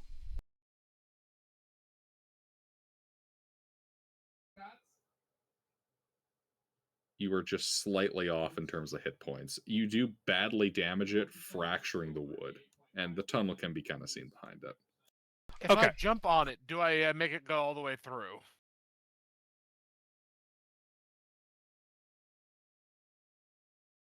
Old things do shatter easier. Yeah. It falls in. Yeah. As Ferdo gets into there, I'm just up on top, mentally sending the unseen servant down to go into the bag. I say, quick, grab it with the bag. Get it in the bag now. And Ferdo, when he gets the bag out, I just send the unseen servant into the bag and start rattling around in there. Okay. And by now, the guards are probably behind me, right? Yeah, they are. Yeah. You said you have Faradul doing this with you? Yeah, he jumped into the hole, and I'm yelling at him to get it in the bag, right. get it in the bag. All right. Faradul and Yes. Interven, make your performance checks at advantage. Could I substitute Arcana since I'm doing this via a spell?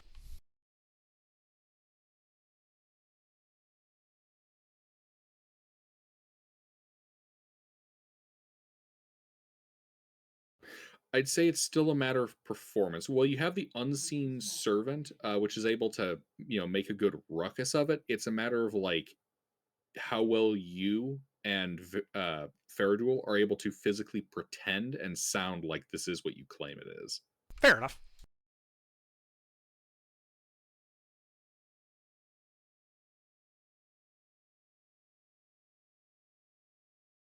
All right, give me a second. I got it.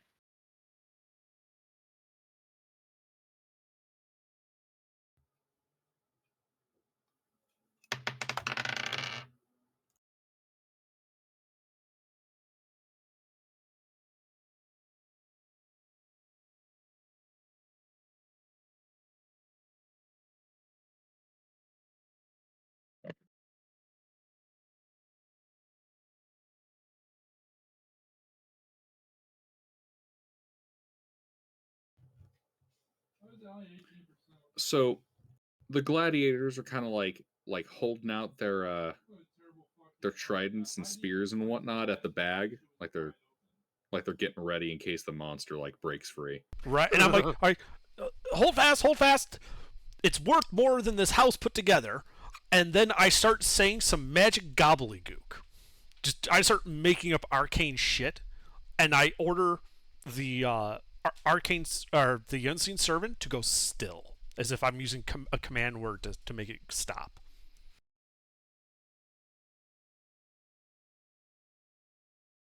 All right.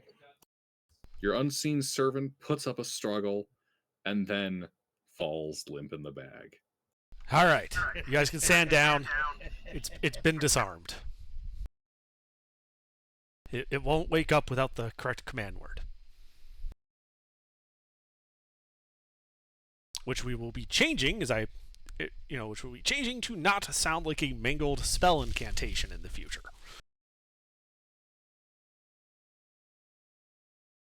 Hmm.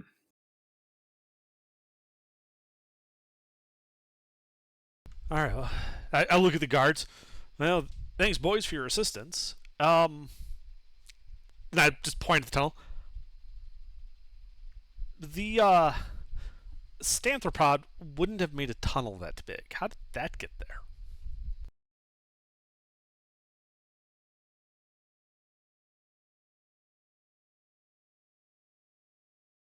The gladiators kind of look between you and the hole.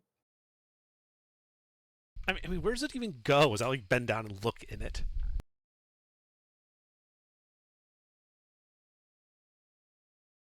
Have you guys had like a thief problem or something lately? Because this was like someone trying to break into the house. No, it's working on extensions for a wine cellar. Oh, okay. That makes sense. You went underground, keep the wine nice and cool. Alrighty then. Well, thanks for your assistance. We'll be on our way because we got to get this thing back in containment before it wakes up. You don't want another accident like this. And we start to leave. Meanwhile, I'm ordering the arcane eye to float up and start scouting out this building. You clever fuck. Meanwhile, I'm just like, could somebody help me up? Yeah, I lower some rope down. Excellent. All right, give me a second. Gotta unveil the parts that you guys have seen. That was a clever ruse. Nicely played. I'll be making sure to note down that they did not pass the red team inspection.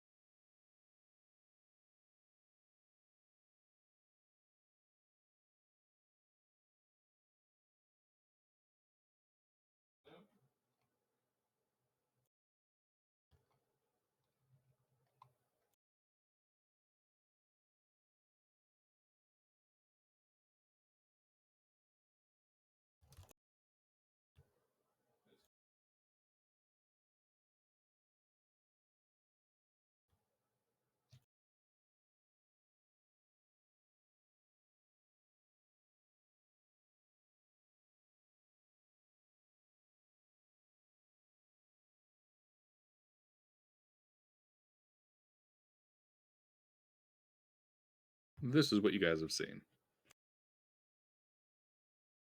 So he basically went into his sauna and just shot the floor up. Yes. Yes, you shot up the sauna. Oh well.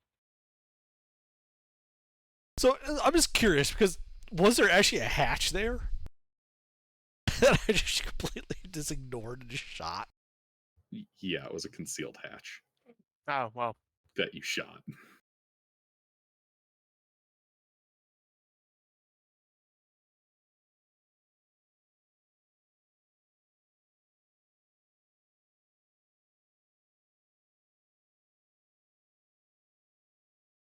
Yeah, you just burst into the sauna blew up the hatch, and just thoroughly bullshitted these gladiators. Yeah, and then walked out like mission accomplished. Indeed. Oh, does the eye have any other sentences other than sight? No. No, the whole point of the eye is just to kind of get a map of the area, find out how many people are here, that type of thing. More detailed recon in terms of what's happening will have to take place via other means. Me. All right. I mean, that's an option. Hey, if you dress up as like a masonry guy, you can show up to fix the floor. Carpentry. It was a wood floor. Good at carpenter. Oh, wood. All right. Well, hey, we I just am a learned carpenter. carpentry, so yeah. Actually, that's a good point. As I'm leaving, I'll tell the guards. I'll send. I just kind of like wave behind me. I'll send my carpenter around to fix the floor. But I need to get this back to the lab.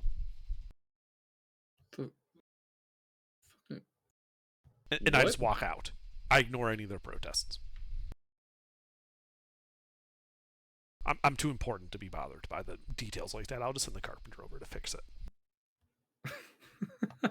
Sketch's science experiment says he'll send the carpenter doesn't elaborate further. It's great. Typical acolyte. The more details you give them, the more the story's gonna fall apart. Oh, for sure. It's amusing. Just walking off and sending a quote unquote carpenter in to fix the floor. You know, once we get a bit of recon of just kind of mapping out the building. Yeah, that way I know where I need to actually get to. Right.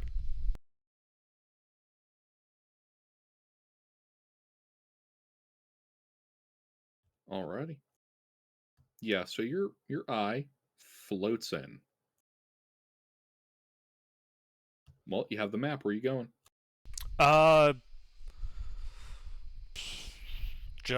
Go south. Through It's that south door to from the the south. sauna? Yeah, like in the sauna, I'd leave the sauna out the door to the south. I assume there's a gap at the bottom I can fit through. There is. Okay, that's convenient.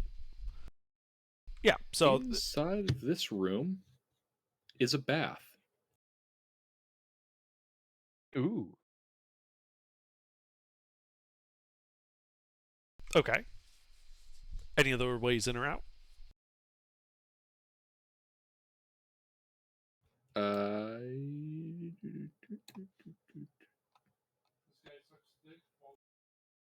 I looking at the right image? Area 8. Area 8 bath.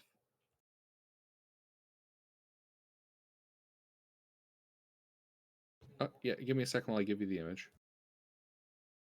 Underdark, you've seen this map. Yes, I know where it is.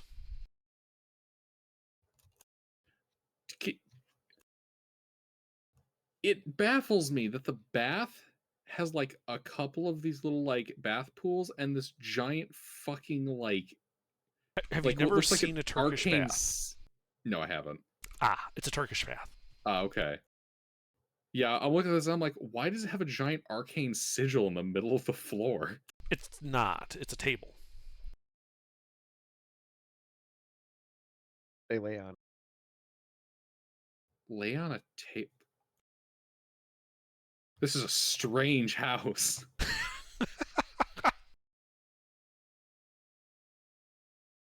All right. Typically, Yeah. you take the bath and then you have somebody give you a massage after or before. That's what the table's for. Or for Yeah. socializing and stuff. They can also sit around it. Man, you think they might fucking put that in the description? They just assumed you would know what it is.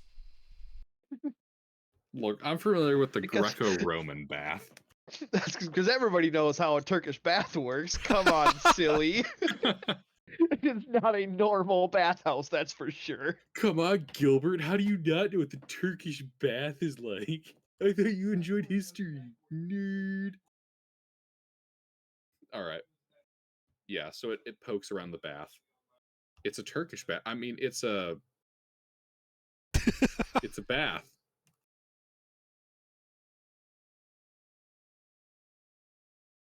It's of a certain southern style, popular in tropical places like with jungles. Yeah. Yeah, like that. And I think that's a shower curtain? Okay, is there singing on the other side? No. Oh, good. Yeah, I'll just poke the eye behind that shower curtain. There is in fact a person bathing. Damn it.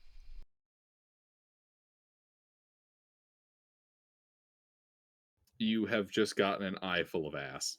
Yeah, well, that's what I get for poking around the bath. All right. Is it the merchant? No, this appears to be a woman. Okay.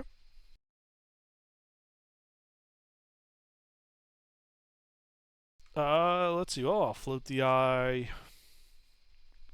Is there any other way out of this room?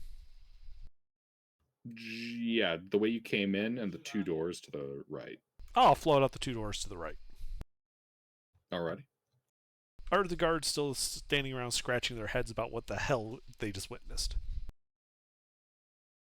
Well, you can see a pair of guards standing in the narrow corridor that you came through to get to the sauna.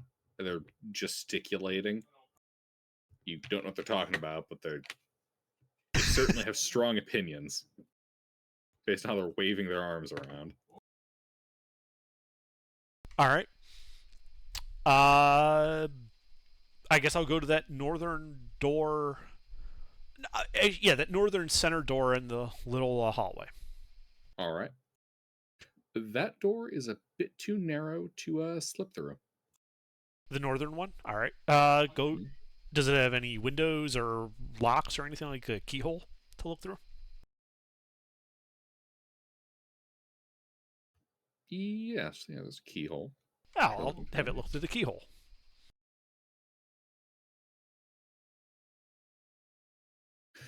Yes, in here you see a dining area.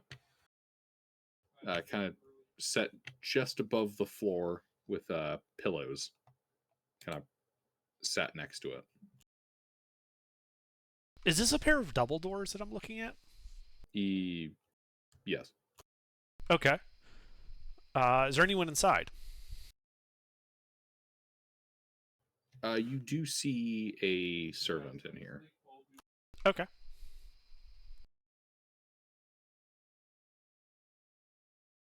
So, going back towards the sauna, that little hallway that runs north-south? Yeah. Okay. I go to the door at the northern end of that hallway.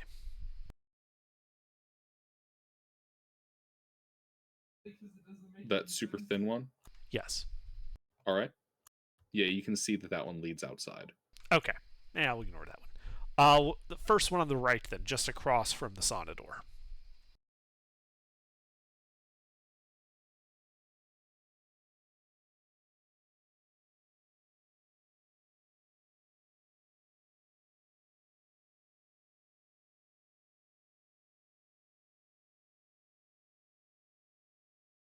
All right. Yeah, appears in there. This one appears to be a set of servant quarters. Okay. Is there anyone present?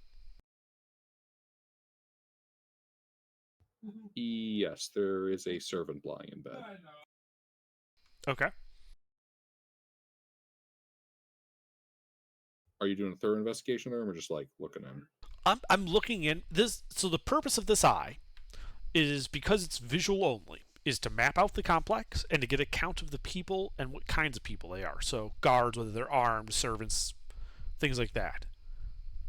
Trying to get a count of who's in the building, where they tend to be, the layout of the building, and the location of any potential, like if I happen to run into a building, a room, and it's like full of grain from the granary, that right there is also important information. But otherwise, it's just going to flow through the building, going room by room. Alrighty. The room next to that is also another set of servant quarters.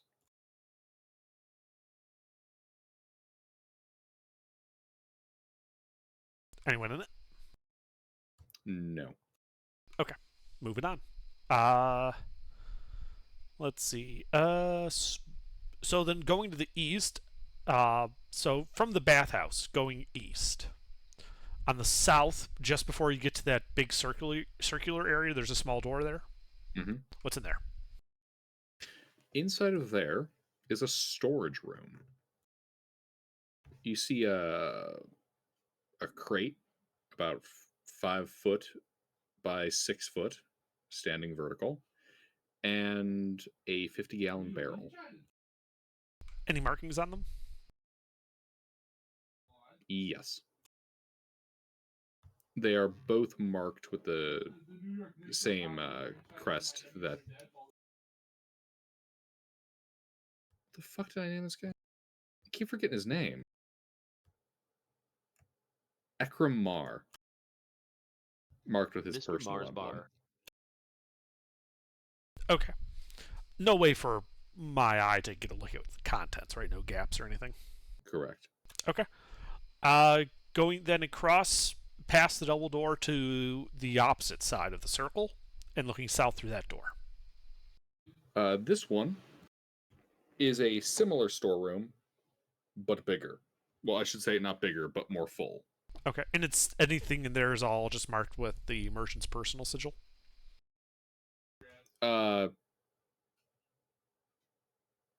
Only the crate is. The 2 barrels are unmarked. Okay. Is the grain from the granary stored in barrels or sacks? Sacks. Okay. All right, go into the narrow door to the northeast of that door.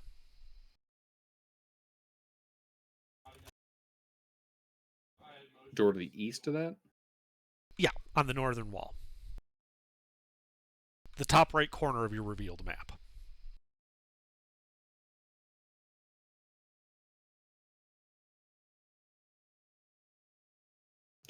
So, inside of here, you can see a rather nicely appointed room. There's looks like one of those bath bowls set to the far end, and a lounging couch, along with a drape along the western wall. You also note that the windows in this are shuttered and covered by sheets. Okay. Can I get the eye in past the door?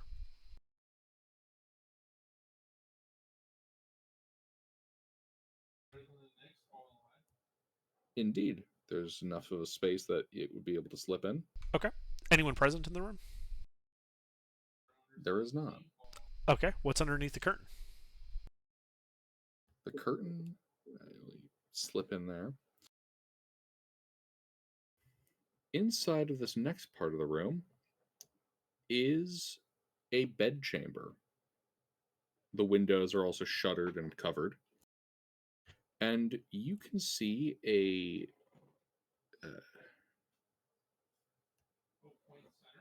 single person laying on the bed. A rather pale-skinned woman.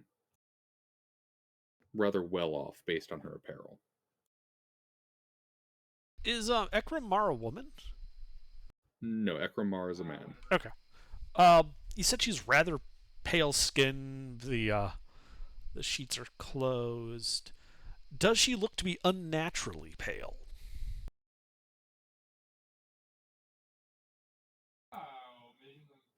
even for a person in this region, yeah, she's approaching like sickly pale rather than just has a comfy interior job pale.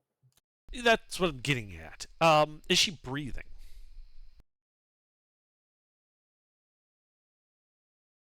No. No, she is not. Okay. I don't know if this would be like investigation or arcana. Is she a vampire?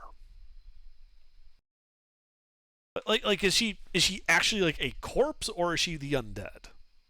How do you plan on determining? Through your eyeball. So Well, is she moving? vampires don't decay. So there would be visual degradation of the body if it was just a corpse that's been in here for a while. Mm-hmm. So sunken eyelids, the gum, the mouth, like the skin at the lips would start to retract, and so it would be kind of open and like a like showing the teeth as a grimace look to it. Whereas a vampire doesn't decay; they just don't have signs of life, and so it would appear to be otherwise like in like good condition, not decaying or failing. Yeah, she doesn't appear to be decaying, just like Okay. she has like a consumption. Right. Okay. When you mean she has consumption, you mean she's showing like symptoms of malnutrition and the like? I mean more like what was it, tuberculosis? Right, but you would the body would have a loss of fluids. The eyes would be sunken, that type of thing, in the advanced stages of this. Not quite advanced, but they've got that tuberculosis pale. Got it. Okay, and they're not breathing. Correct. They're a vampire. All right. Is this? Wait, do I recognize this woman? Is this the woman from the like? Wait, I thought we killed her. The vampire we killed in the ruins. You did? Okay. Is this? This isn't that woman, is it? No. Although she Okay. does look rather similar. Right. Now that you think of it, they all looked rather similar. Okay. You said Not in the bath, not like related or cloned, but like just like a type. right. In the bath, the eye eyed into a woman bathing. Was she also unnaturally pale?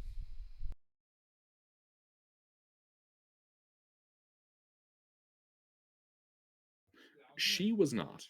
Okay. All right. Anything else in this room of interest? Other doors or anything in the like? No. All right. Out the way I came. Make sure to note that down. Carpenter will need to know about that. Shit. 1 second. Avoid the vampire? There- Yeah, I like there that idea. There is a door in the bedchamber. Well, I'd like to go through that door if possible. No, it's the carpenter needs to bring wooden shims. Just in case.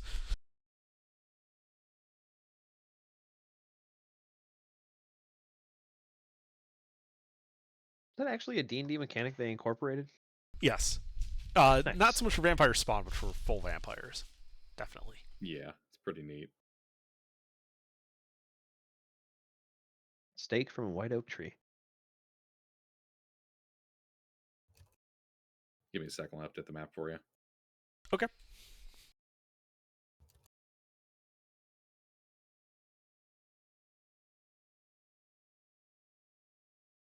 Well, more specifically, a steak from a white oak tree that was grown in a specific year, in a specific time of year, in a specific place. Not an easy steak to get a hold of. The TV show The Originals. The original vampires, the first vampires, could be staked. They couldn't ever be killed, but they could be staked with a wood from a specific like grove of trees, pretty much. All right, so you peek into that room. It is a closet. You can see a couple of casks, pair of crates. Not big crates. These are smaller crates.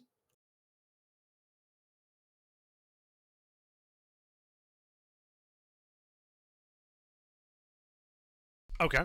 Any markings on the crates?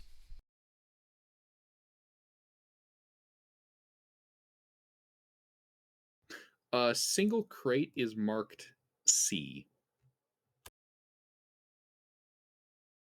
Like the letter or the water? The letter.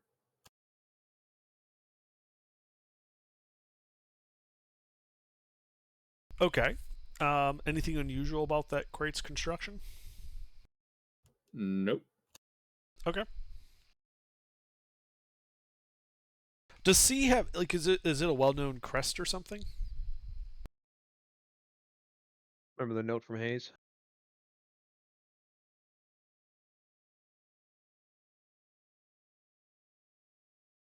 Right, but like is this like a logo emblazoned on the side of the crate? Nope. Just a letter C. Yeah, Nothing fancy about it.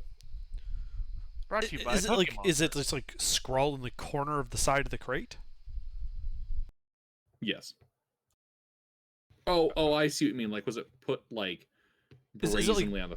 yeah? No, Is it it's burned in kinda, like it would be on like a logo for something or? No, but it is on there in like the corner. Okay. So like how you would mark a crate to be for somebody. Yeah. Okay. Great. All right. If there's nothing else of interest in there, back it out. Go back out into the hall. Start heading south. Post office loves this guy. All right. I float south.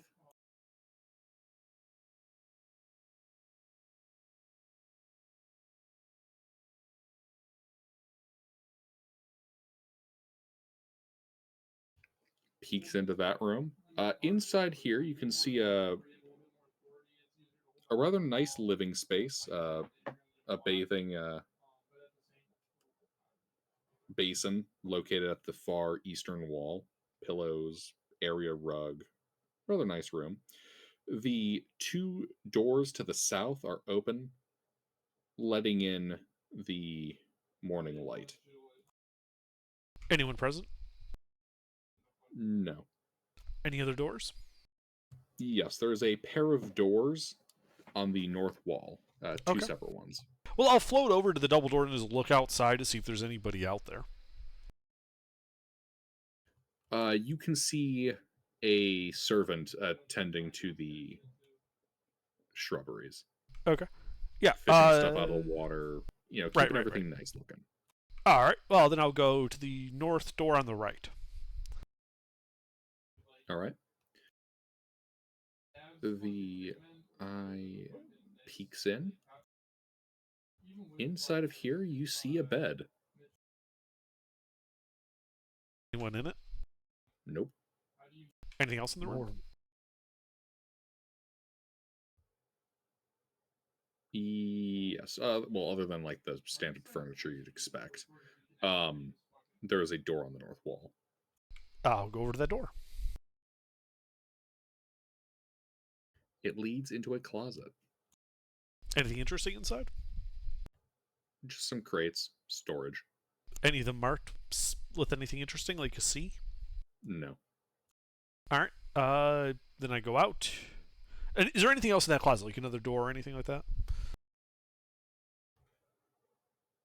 No. Okay. I go out and over to the west door from that living space. This one opens up into another bedroom, very similar to the one that you were just in.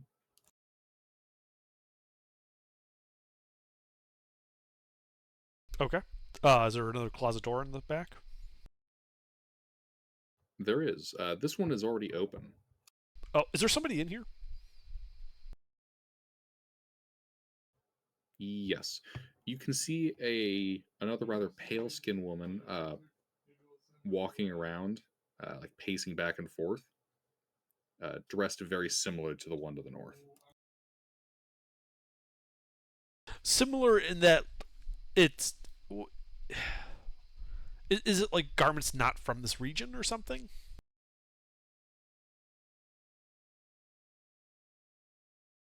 More just like identically. Okay. Well, I'll check out the closet, see if there's anything in there. Indeed. In here, you see a second similar looking pale skinned woman, uh, looking through the crates and attending to a few sheets of papyrus. Ooh, what's in the crates and what's on the papyrus? Inside of the crates, well, two of these crates are grain. One of them looks to be some kind of, well, at this point it's dark vision, some kind of metal. Okay. So grain and metal. And what's on the papyrus?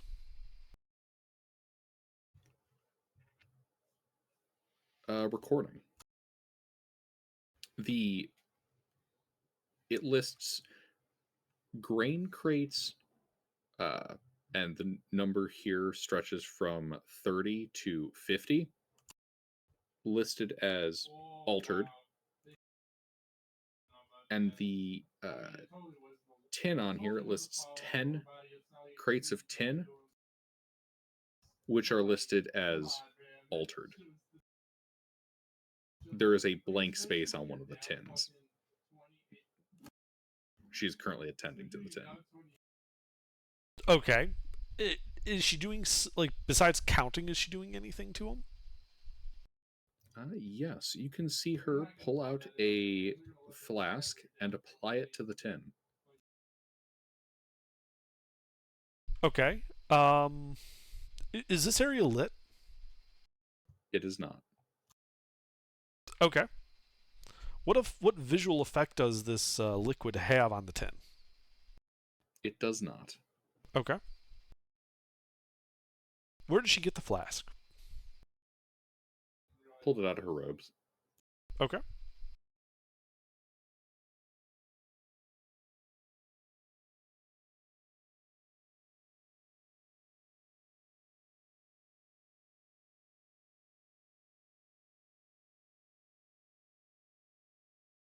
Was the bedroom to the south lit up? That one had a candle. Okay.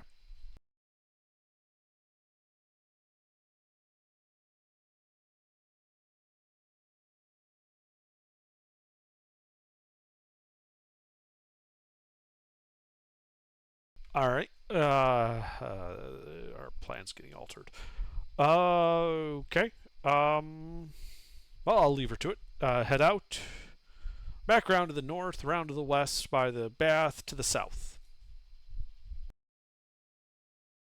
Eastern door first. Alrighty. Inside there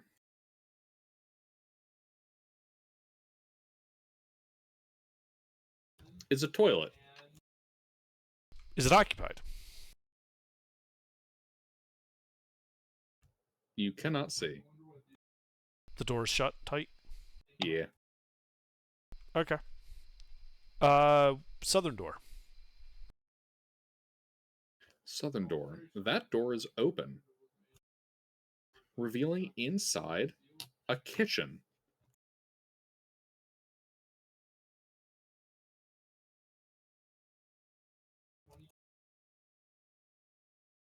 Okay. You can see servants working. How many?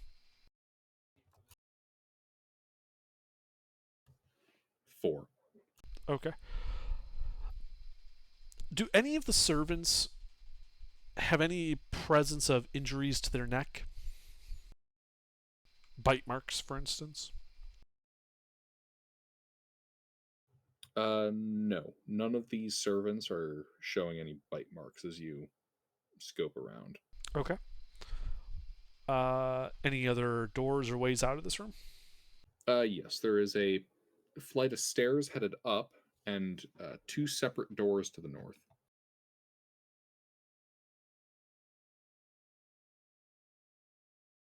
Yeah, I'll check out the two doors to the north first. One, well, actually, they both go into pantries. One is like a food pantry. The other contains casks, which you'd presume to contain liquid. Any marks on these?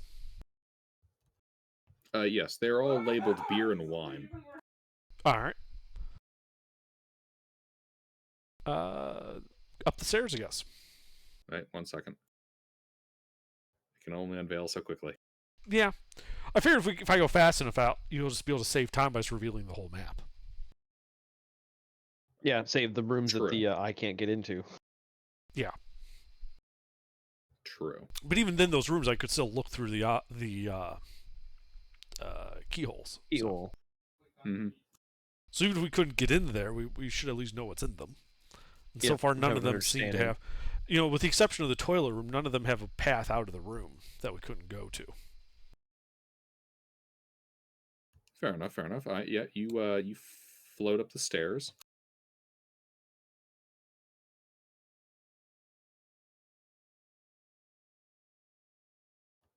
This taking you into a room full of boxes, crates, a washing bin, and a number of ropes and string kind of strung up around the room, almost like a simple spider web with clothes dangling from them. You think this might be a laundry room or the den of a legendary clothes spider. Oh, good thing those mythical beasts don't exist. Yep. Anymore. Anyway, anybody present? As Yes, like- you can see a servant doing laundry. Okay.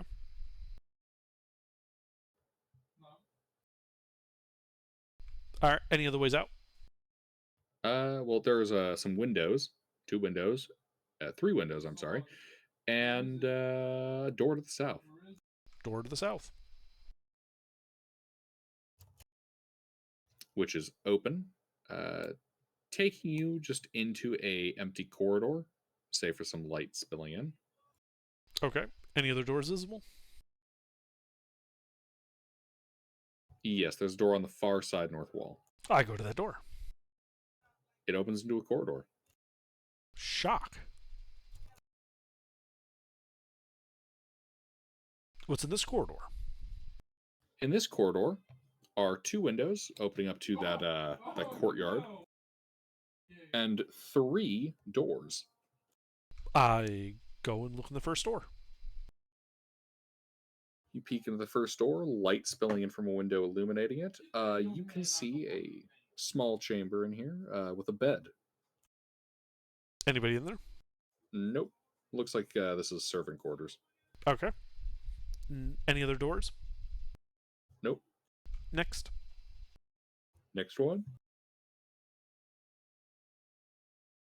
A more cramped chamber. This one with 3 beds, no servants in it. Look to be servant quarters. Any other doors? Nope. Next. All right, you fly up north to the dead end of the final door, peering into it. It is empty. 3 beds. Any other doors? Nope. All right. You said Just- the windows opened out into the corridor or the courtyard that we came in through. Yes, the windows in the So I could just hallway- fly out that. Yeah, that opens up to the courtyard. There's also windows in the servant quarters which open up to the exterior courtyard. Okay. Are these just open air windows or do they have glass in them? They are open air. Okay. Well, I'll just fly out into that center courtyard, fly down into that big circular staircase, and follow one of the stairs up. All right. Oh, shit. Yeah, it might just be easier if I just stop snip. Yeah, good point. All right. Yeah, you going up the right or the left stairwell? The right one. Okay. You go up the right stairwell, taking you into a long corridor. Light spilling in on either end, lit towards the center. Doors. Well, there's a pair of double doors right ahead of you. There are 2 doors on the north wall, roughly equidistant from you towards the extremes of the east-western corridor. 2 more southern doors on the west end of the corridor, and 1 more southern door on the east corridor. Okay. Well, double doors are more important. Go to the double doors. Double door. So, these doors are tightly shut. Keyhole? As you kind of peer into there, you can see part of a few bookshelves. Oh. Okay. Door to the right.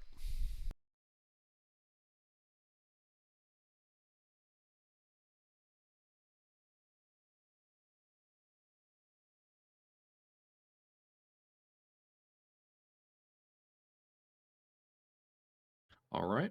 The door there is open, leading to a nicely appointed chamber where you can see, in addition to an area rug, 2 lying couches, and a wash basin, you can see a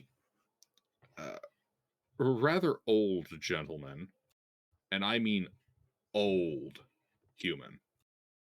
He looks like he's pushing a century, who is sitting there on one of the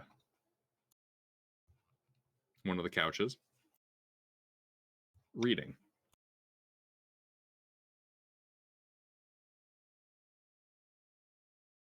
Okay. Is he like how's he Rather dressed? attempting to read. He is dressed rather finely, simply, but it's higher quality clothing. What's he trying to read? As I float into there. Well, his eyes are straining, but looks like he's trying to read a really trashy romance script. I see. He also has it upside down.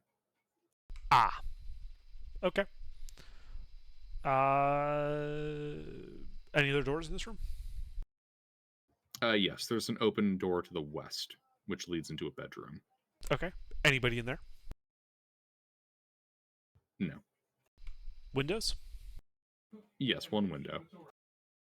To the north? Yep, north-facing window. Alright.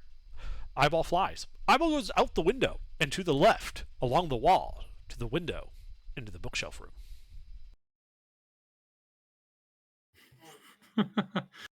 Flying into the library.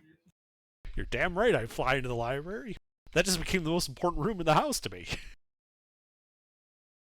Me too. I Alrighty. seek information. I might not use it, but I seek it. Man, yeah, we have like just 3 lore whores in here. 2 of them are DMs. Alright. Yep, you fly into the library. And, well, not as grand as the repositories that you're used to seeing with some of the knowledge deities' temples. It is still very well stocked. You can see a number of clay tablets and scroll manuscripts lining the shelving. Okay. Is there anything I'm going to do a little bit more of like an investigative look around this library given the density of information here. Primarily what I'm looking for are scripts that are obviously magical in nature, scripts that would indicate a foreign origin, or what the locals would classify as heretical beliefs. All right. So, give me that investigation check. Okay.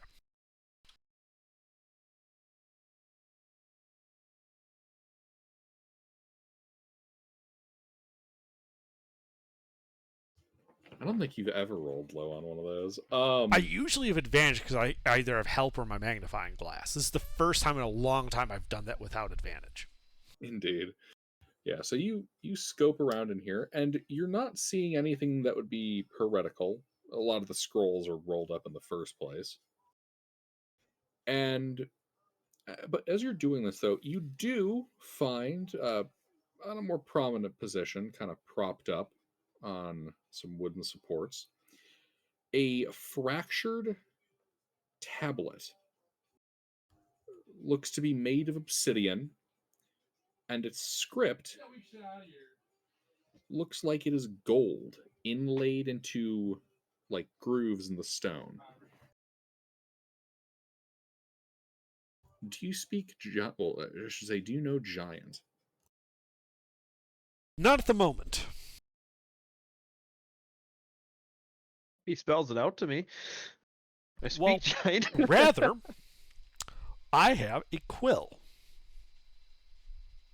and parchment, and I will simply begin copying down, character by character, this tablet onto some parchment. All right, yeah, you copy it down. Are you copying down exactly so the broken parts of the tablet you like write the symbols like how they're cut off? Indicating that it's because of a crack on the tablet using like a different color ink because my quill can shift color as I deem fit. Yes. Oh, that's neat. Yes, all right. So you jot that down. Okay. And it's in giant.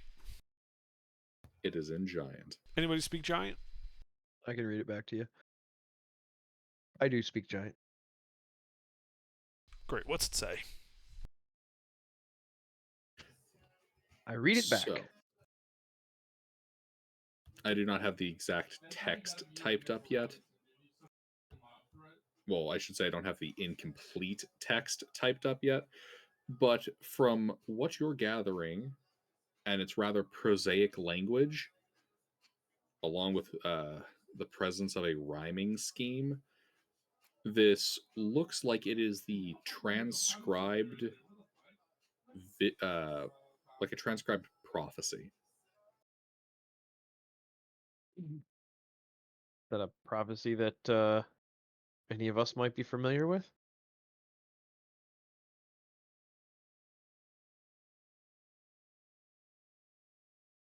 Well, What language is it? in giant, it makes reference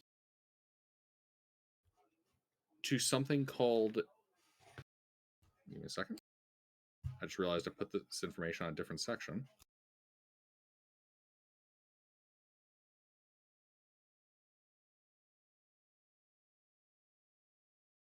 Seriously, I don't know what the fuck possessed me to put the description of the tablet and the information on the tablet in two different parts of Realmworks.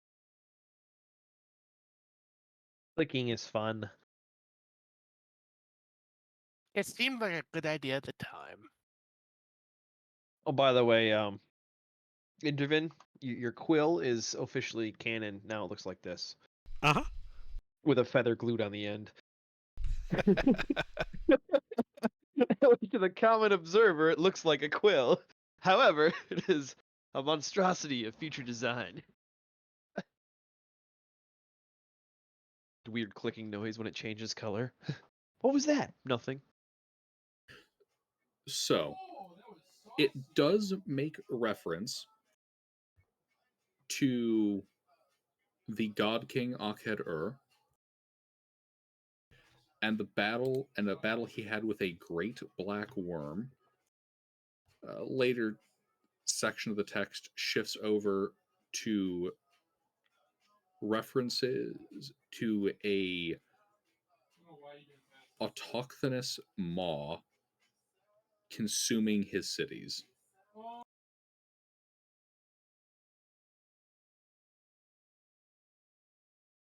Translating skills are a little rough. What the hell does autochthonous mean?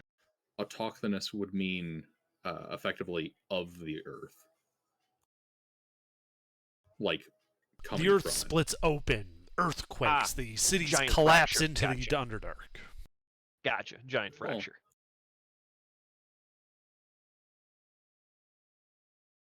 Yes, a possible interpretation of prosaic text. Yeah.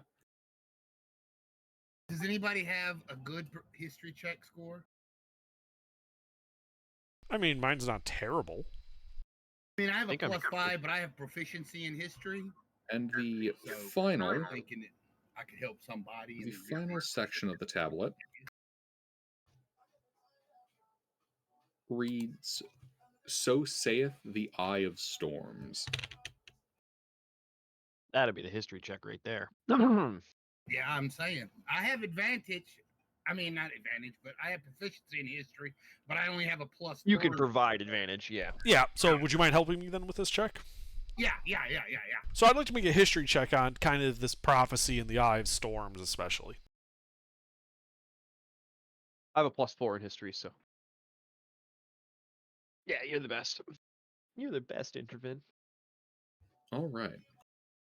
So, yeah, you're already familiar with the battle between the God King Akhed, or well, that part would predate his God King ranking, but a battle between him and an ancient black worm from the south. Is that worm like draconic worm or worm as in like a giant purple worm? A worm is in draconic. Okay. Yeah, you know from history that he slew an ancient black worm and killed a score of its offspring.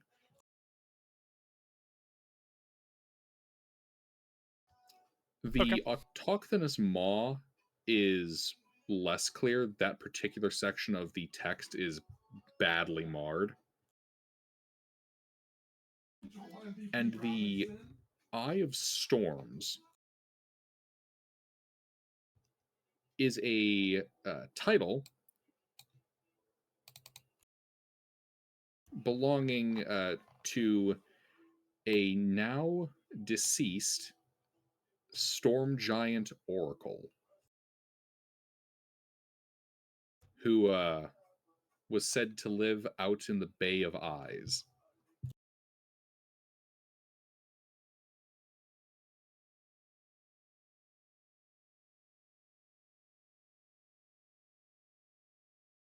The once belonging to having less to do with a confirmed death so much as no one has seen, head nor toe of the Eye of Storms since the God King's rise.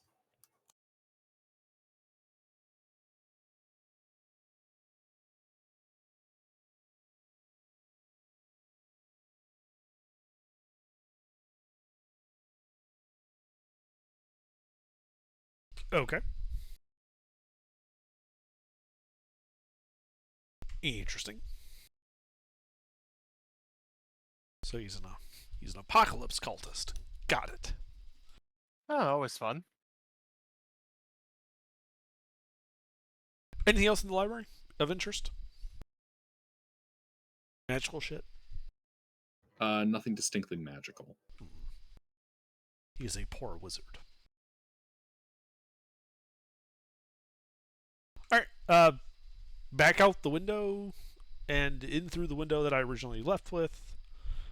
Old man still reading, I'm guessing, to the easternmost southern door.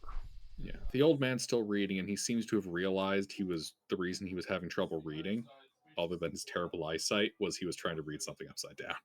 Yeah. Yeah, cuneiform would be fun like that. You flip it over, it still makes sense. Exactly. Flip it over, it still kind of makes sense. Which way did you say you were going? East. You said there was one more door to the south? Yep.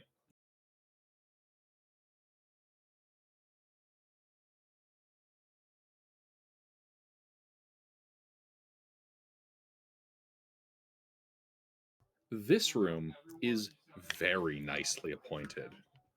Plants, carved gold embossed pillars, what was it, a curtained bed in the middle, and a wash bin, a wash bin to the eastern wall. You can see the door. You see a closed southern door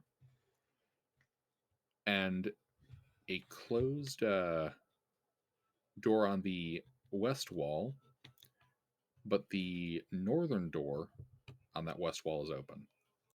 Okay. There are also two open windows. Any occupants? None that you see.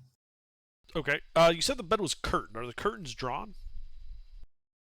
No, the curtains are open. Okay. Bed's empty. Yes. And then you said the door to the north somewhere was open. Yes. Anything in that door?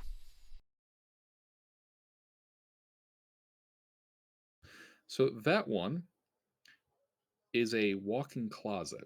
You can see expensive clothing, a mirror of polished bronze, comb and whatnot, along with a suit of bronze armor. I gotta go to bed, bye. Have a good Good night. night. Anyways, A suit of bronze armor, very, very well made.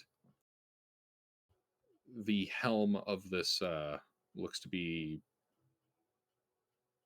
plate is inlaid with ivory and a pair of great horns coming out of it, which appear almost draconic.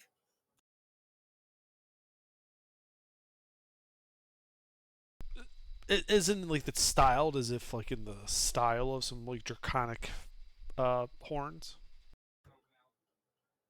Yes. Historical. Okay. religious Could I make like reference. a Arcana check to figure out what type of dragon this is trying to emulate? What species? Like, if it's a metallic dragon, a chromatic dragon, which one if necessary?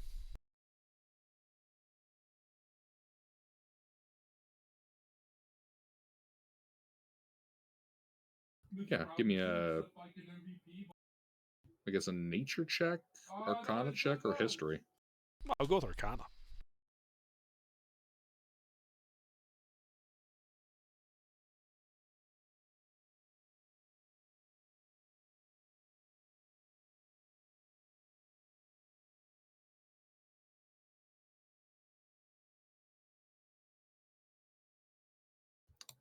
This is designed in a manner more evocative of a red dragon than of other dragons. Okay. It's got that much more classic backward curving horn, as Right. opposed to, say, a black dragon's forward curved tusk like horn. Okay.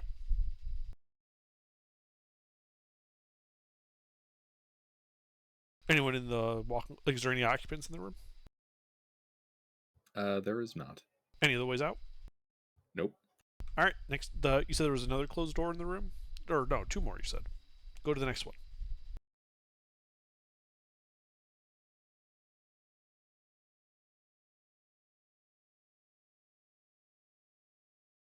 Indeed. The next room is closed. Can I get under the door?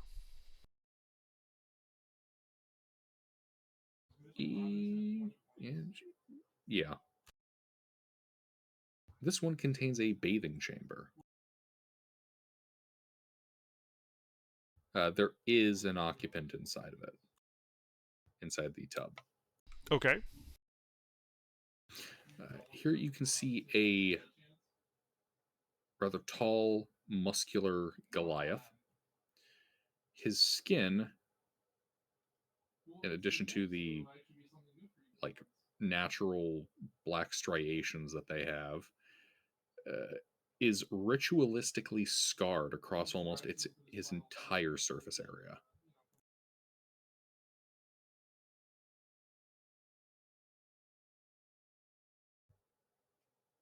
in a manner that is rather evocative of arcane scripts.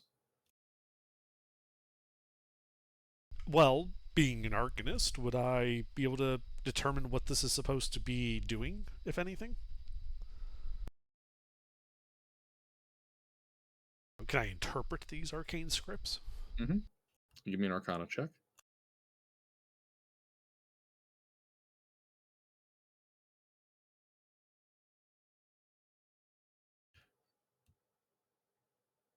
It appears to be a abjuration magics.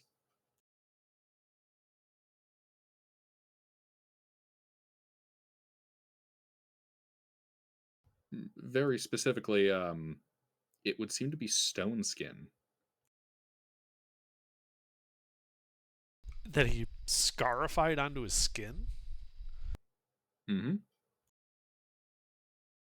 Based on my knowledge of magical thinking, is that an attempt to make it permanent? Yes. Does that work? Unclear. You haven't heard of it actually working. You have heard of people doing it, and the occasional, like, far-flung story of like some cultural groups uh developing rather odd offshoots in the enchanting process.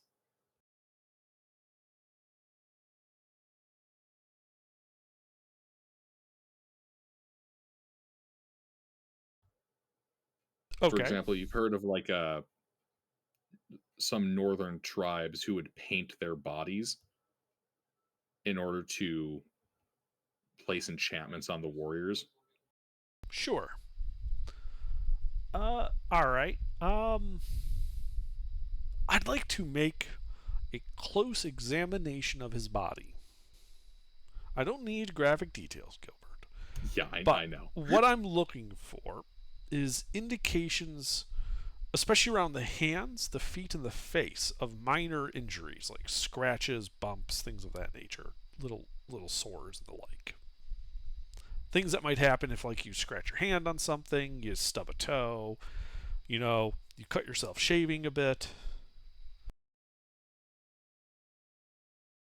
All right, The give me types of investigation check. injuries, let me continue. The types of injuries that would indicate his skin is not as hard as stone. Paper cuts. Yeah, like little minor injuries that people get from time to time in their daily life. That if your skin was hard as stone, which is the text of stone skin, um, that you wouldn't have if your skin was that hard and that resistant to damage. You understand what I'm getting at, Gilbert? Yes. Okay. And you said I can make an investigation check? Yeah.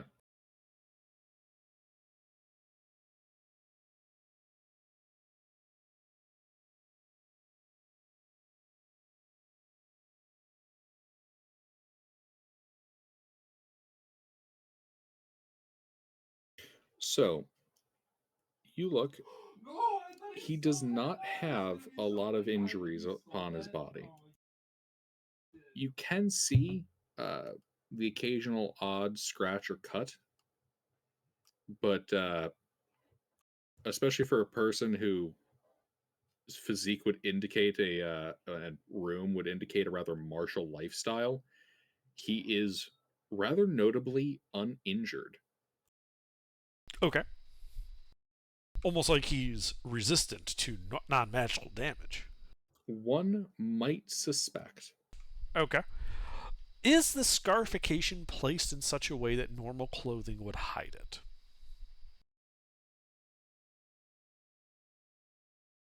Like is it like does it go like up his neck to his face? Is it on his hands?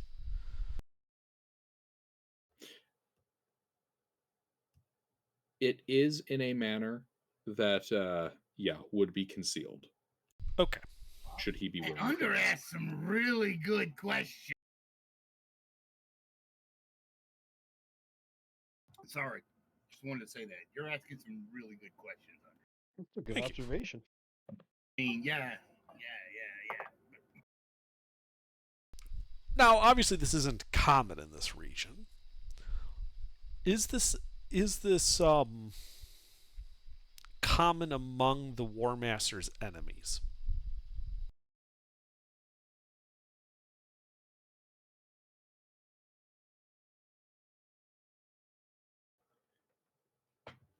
Give me one more history check. Would I be able to get some help from Father Varick on that one? Of course.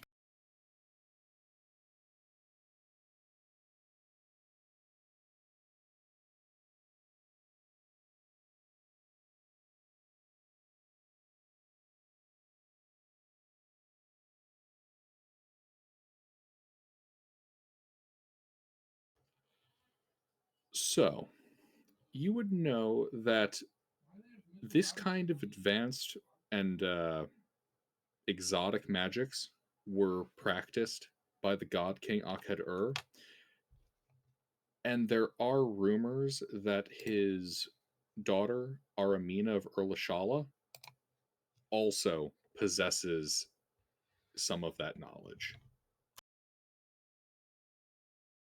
Okay.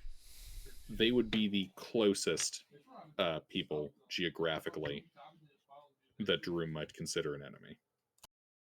Well, So, doesn't like. if I was to show evidence of this scarification to some officials, they would take that as evidence towards that this person may in fact be an enemy agent.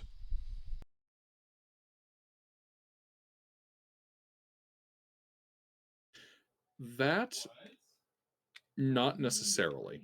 That's The what I'm god, getting at. yeah, the God King died only a few years ago. Okay. And So he could very well have bestowed that upon him. precisely. Okay. That's why I'm asking these questions, because It's very important.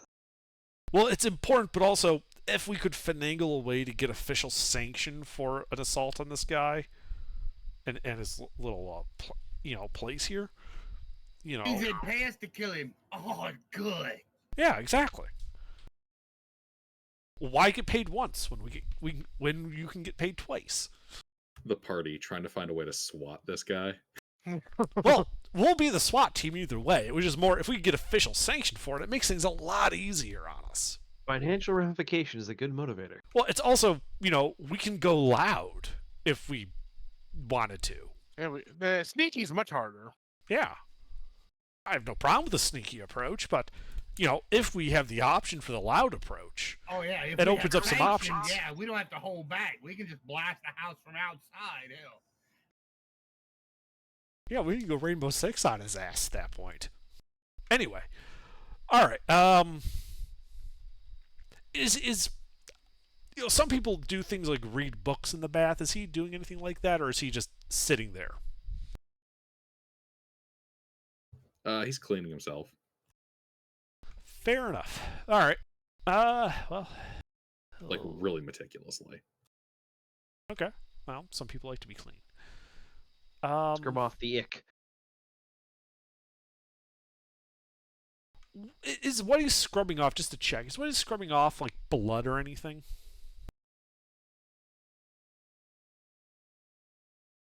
No, you don't see any blood. Okay. Well, guess we leave. There's one more door in the bedroom. Oh, that leads out to a balcony overlooking the exterior courtyard. Oh, okay. Well, then I guess we exit the bedroom. There are 2 or 3 doors to the west of the double doors. I can't remember. Uh-huh. But we go to the first one. Whichever one we come to first.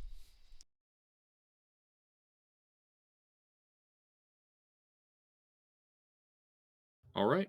You reach a pair of doors. A pair? I thought you said these were single doors. Yeah. Single door. Okay. That was just me misspeaking. They're very narrow French doors.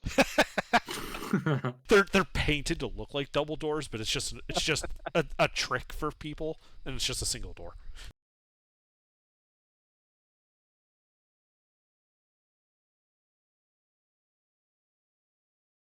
All right, what's on the other side?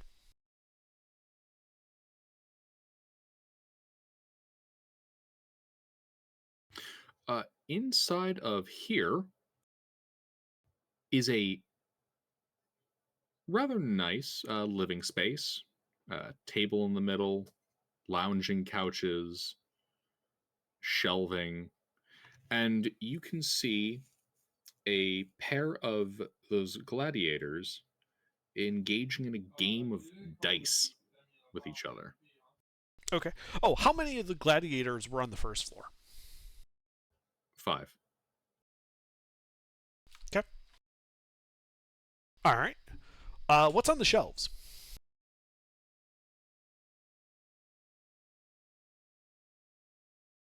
In addition to a couple of manuscripts and clay tablets, trophies. One of the shelves is entirely like a trophy cabinet, like for display. Okay. So they're literally former gladiators. Mm-hmm. Neat. Are any of them famous? Like, do I recognize any of these names as like, household level celebrities?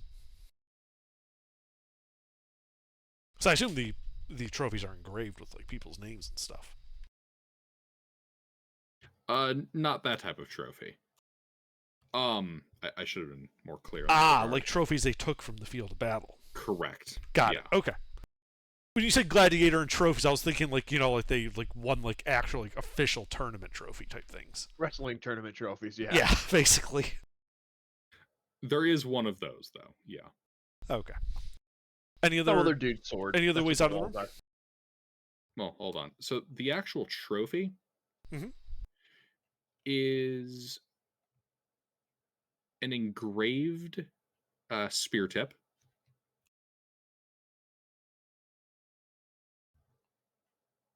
Which reads with the name of a city, Urshabula. Let me type that up. I can sound it out.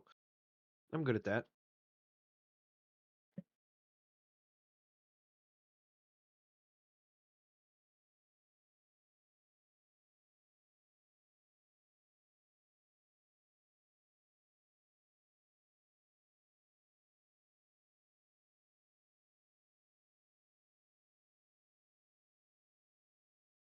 And then 15.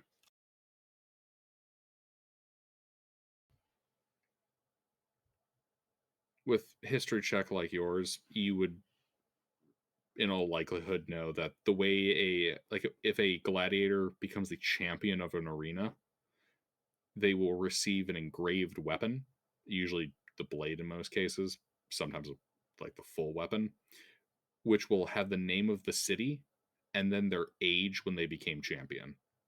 Interesting. Okay.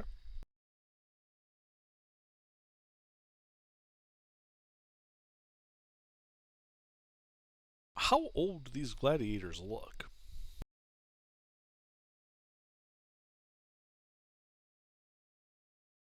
The eldest one looked to be pushing 40. Most of them are in their 20s. Okay. So he's not quite like scraping the bottom of the barrel for gladiator gray hairs, but they're still probably aged out of actual like tournament fighting.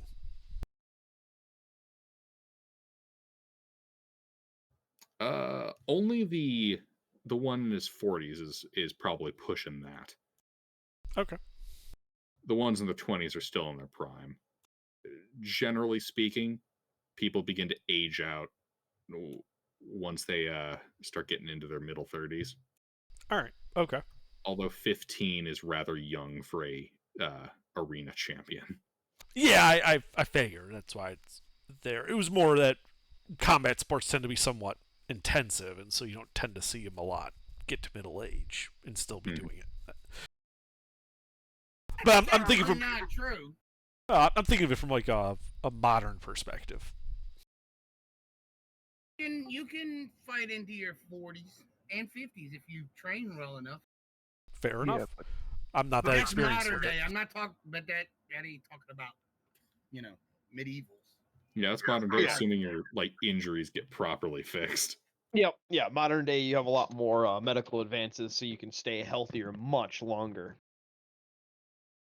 And there's also just the in arena, somebody dies because it's a gladiator fight. Yeah. Yeah, High lethality. they're more their they're not calculated in calculating the local life expectancy. Any other ways out of the room? I mentioned the room to the south, right, with the beds. No. Oh, okay. There's a room with beds to the south, a window.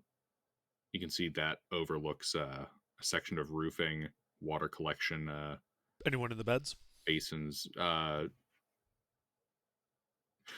There is one gladiator who is kind of sitting upright in bed, reading a clay tablet. Well, a couple of clay tablets.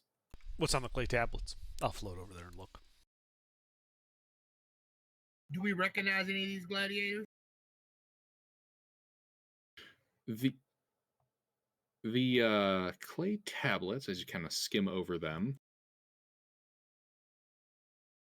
is a section of the here it is. Section of the Chronicles of Ur. Okay. Which is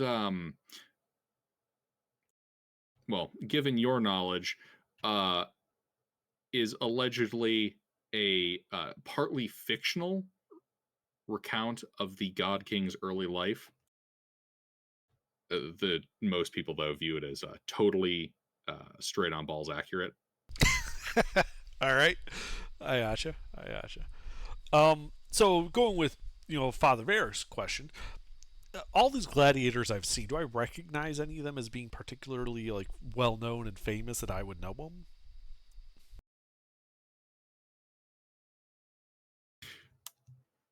The eldest one, actually, the one pushing 40, Mm-hmm. is a gladiator by the name of Tor. Torr. Wait a minute. What? What's the name of Hayes' bow?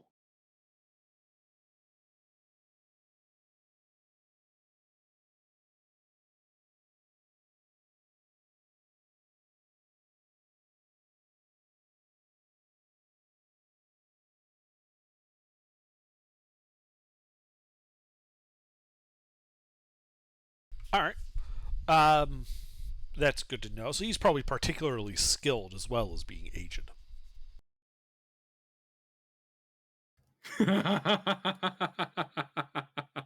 Thank you for getting that fun.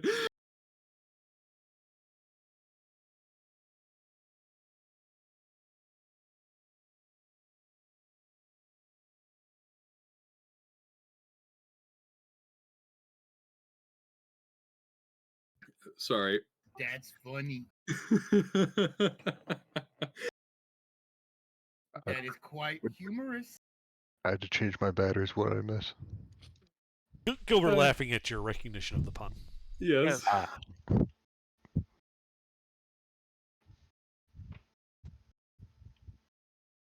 Yeah, I mean, so we recognize one of them from. Yeah, it just means that guy's particularly dangerous. I mean, he got to old age. He's well known in a combat sport that's going to have deaths as part of it. For having a high lethality rate. Yeah. He's also the one that was the champion in Urshabula at age 15. Right. So he's the guy that if we have to fight, we need to take him out quick or avoid him altogether. Or get him on our side. Yeah. Problem is, I'm not seeing a whole lot here that's going to get him on our side. I'm guessing his age. I'm guessing loyalty is another big feature of his. I guess so. But is he like a possession or is he a person in this world? Yeah, what is the lore associated with gladiators, are they just purchased and traded fighters, or are they individuals that fight by choice? Both. Both Well- are extant. We know this guy pretty well. Which was he? He was originally purchased and then later earned his freedom. And continued to fight. Yeah, that's what I figured you were going with it. Yeah, that's kind of what I figured. Yeah, he's definitely going to fall into the high loyalty curve. Yeah, he definitely has to be dropped. He'll definitely have to be dropped. Quickly, too. It's been a hot minute since I've actually been able to make this. Where are we and what are we doing here? We're scouting out a particularly nice villa in the city because there's a bit of a famine going on, and this guy's broken into the granary and is stealing food. So we might have to burn his house down and burn the granary down just to be safe. Or just steal it. Oh yeah. We'll burn his house down and steal the granary. I mean, Wait, we I can thought- steal the house. Wait, hold on. I thought the plan was to burn down the granary and steal his house. I'm okay with that too. No, let's steal the granary, put it in his house after we stole that too. We steal the granary and we just drop it from a really high height on the house. Yeah. There is a hole in the ceiling already. We have a target. All right, I'll be back in a second when you guys fill in sleuth on the details like the last 4 weeks. So we finished up the Sahugans, retreated from there, I'll be right back. fixed up the ship, brought that back to Ursargosh, made it back to Ursargosh, got our reward for the Sahugans, and then spent it on repairing the ship. Although we do have money left over, so if you need any items for your inventory, whatever, just give me a gold amount, and I will subtract it. Um, That can is we, an open check. can we buy Yeah, like just magic weapons or something? no, 'Cause that no. is all I need right now. Yeah, but if you wanted to stock up on health potions and whatever for your party inventory, your player inventory, just give me a gold amount and I'll just subtract it from the party total. Uh, You're good on plate and everything? yeah. Okay. We don't have a cleric, do we? Varric's a cleric. Is that why you called yourself Varric? I'm In back. case somebody said that, I just put that together. Huh? Varric the cleric.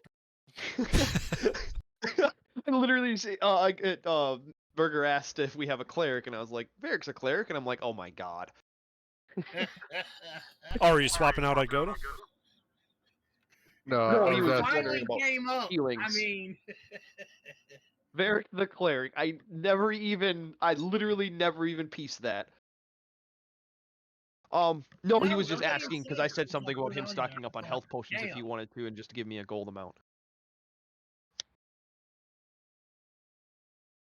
I thought for sure somebody would say it. Never together. He either called you, oh, he's the cleric, or in a different sentence and context, Varric. So they've never been smashed See, Varric together. doesn't see the way I did it because Varric doesn't call himself a cleric. He calls himself a priest. Mm-hmm. So The fact that your class is a cleric doesn't actually swing often with your name in the same swing. So yeah, You filled Sleuthin though about how we have like 100 days of downtime.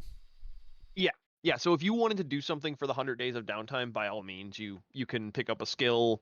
We don't have a navigator right now.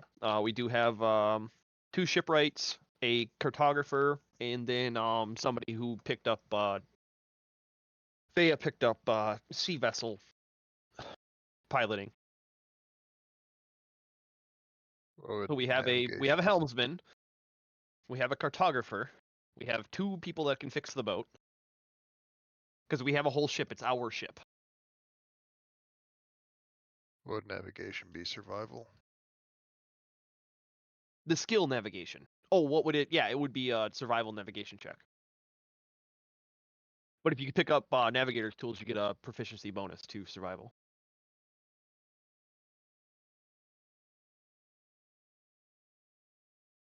Thomas, are you here? Faya? Faya? Yeah. Hey, what skill specifically did you want to pick up? Did you want to be a helmsman or did you want to pick up navigation? I don't remember which skill you asked for. I picked up the navigator's tools. Okay, so you picked up navigator proficiency? Okay, so then we don't have somebody that's water vehicle proficient. All right, I'm back. I got my bagel. So Gilbert, Alright. correction, Faya picked up navigation, not water vehicle. On that case, I'll Aha, pick up so I was motor right. vehicles. You were You right. were indeed correct.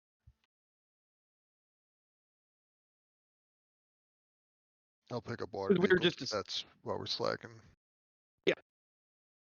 Yeah, so Igoda would like to spend some time with some fishermen learning how boats work.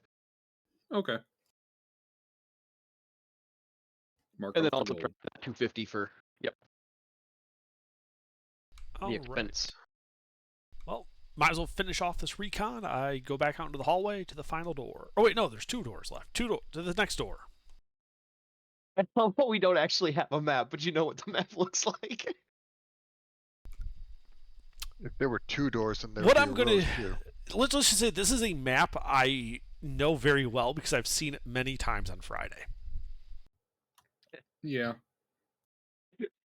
I'm not surprised.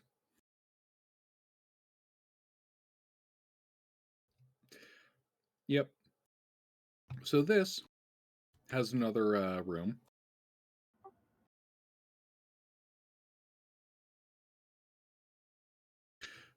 This one has its curtains drawn and shutters closed. You can see that this is a nicely appointed kind of sitting room, wash station, all that, and a closed door on the east wall. Anyone present? No. I go to the closed door.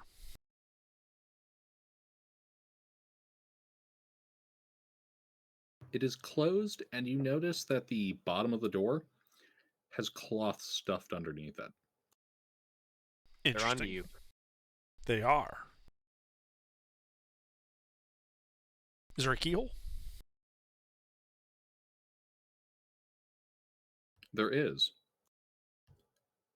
It also appears to be covered. Dun dun dun. Okay. You said there was a window with a drape in the current room I'm in, right? Mm-hmm. Can I Yeah. head out there and look over and see if there's a window that might lead into that room? That window's shutters have been closed. Nuts. All right, you win this time. Are you sure you don't want to go out an open window and then try getting into the window in the next room? I mean, oh, you mean the window I'm in is currently shuttered? Yeah. Sorry, I thought you meant the target window was shuttered.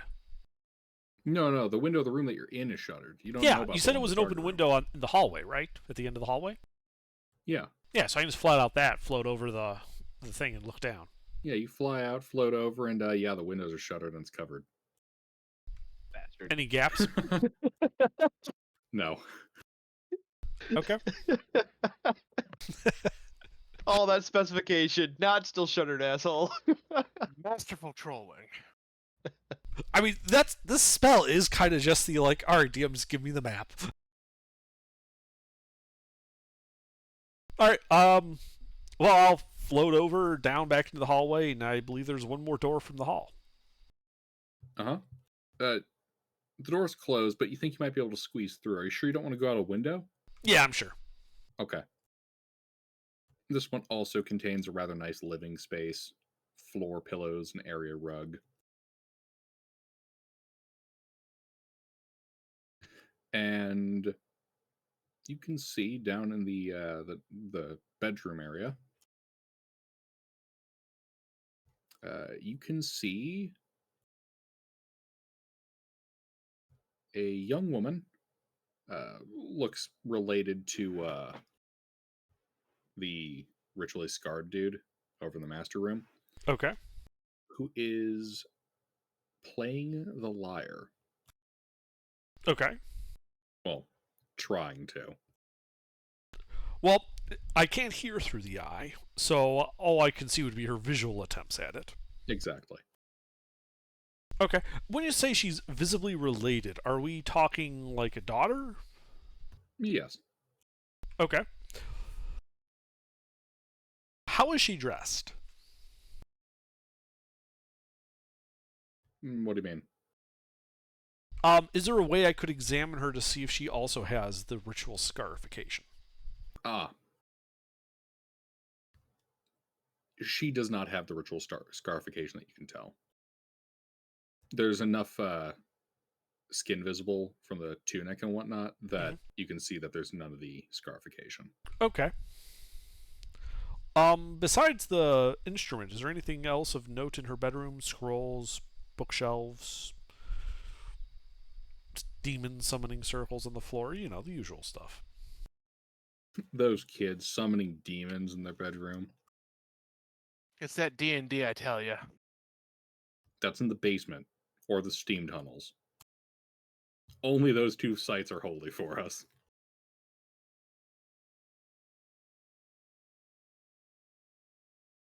No. You do see some clay tablets and some scrolls, but nothing noteworthy.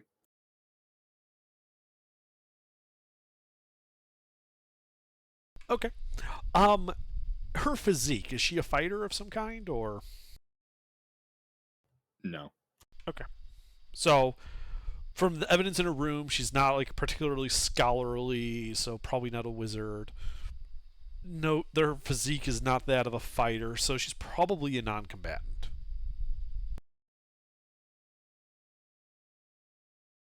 A fair assessment. Okay. I mean, she might be like a warlock for all we know, but you know. Oh, is she carrying a piece? No, she just could be like a bard or something. Is what I'm getting at, you know. But she's not obviously. Focus. Does she have anything that looks like a focus on her? Well, she has an instrument. True. Hence, But a lyre? she might be a bard. That's big.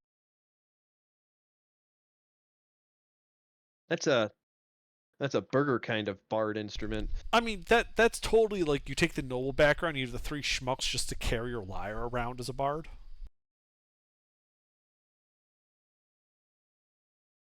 Sorry, guys, but I gotta drop for tonight. Have a good one. Yep, have a good Have one. a good one. Have a good night. All right. Gilbert, correct me if I'm wrong, but I think I've pretty much reconned all of the stuff. So, guys, you're thinking of a harp. I'm thinking of like a bass guitar, but heavier. Lyre is like a roughly torso-sized harp, if I remember right. Oh, wow. Yeah. Yeah. Okay. Like, is I was big, thinking of it's not- something different. Yeah, Yeah, I was too. Yeah, she's not not a too dwarf. cumbersome. She's not a gnomish halfling who's like a foot tall and needs people to carry around a lyre. Well, I was thinking this. Oh, isn't that a sitar? No, it's a gittern, apparently. A really big lute. Basically, a medieval proto guitar.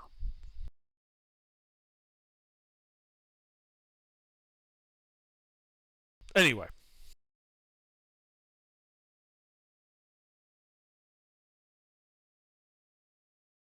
We digress. Yeah. So, yeah, eye exits. Eventually, the spell runs out. But just doing that quick zoom through would have been within the duration. Mm-hmm.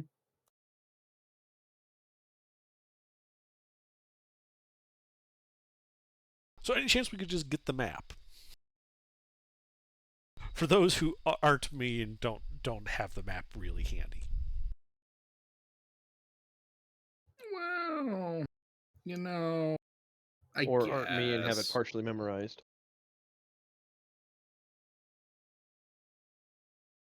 Yeah, give me a second.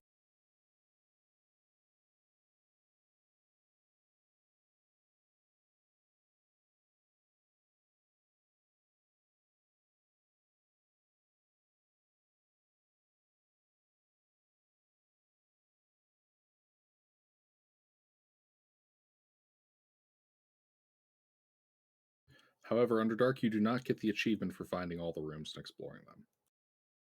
Because I ignored the cloakroom on the first floor. Yes.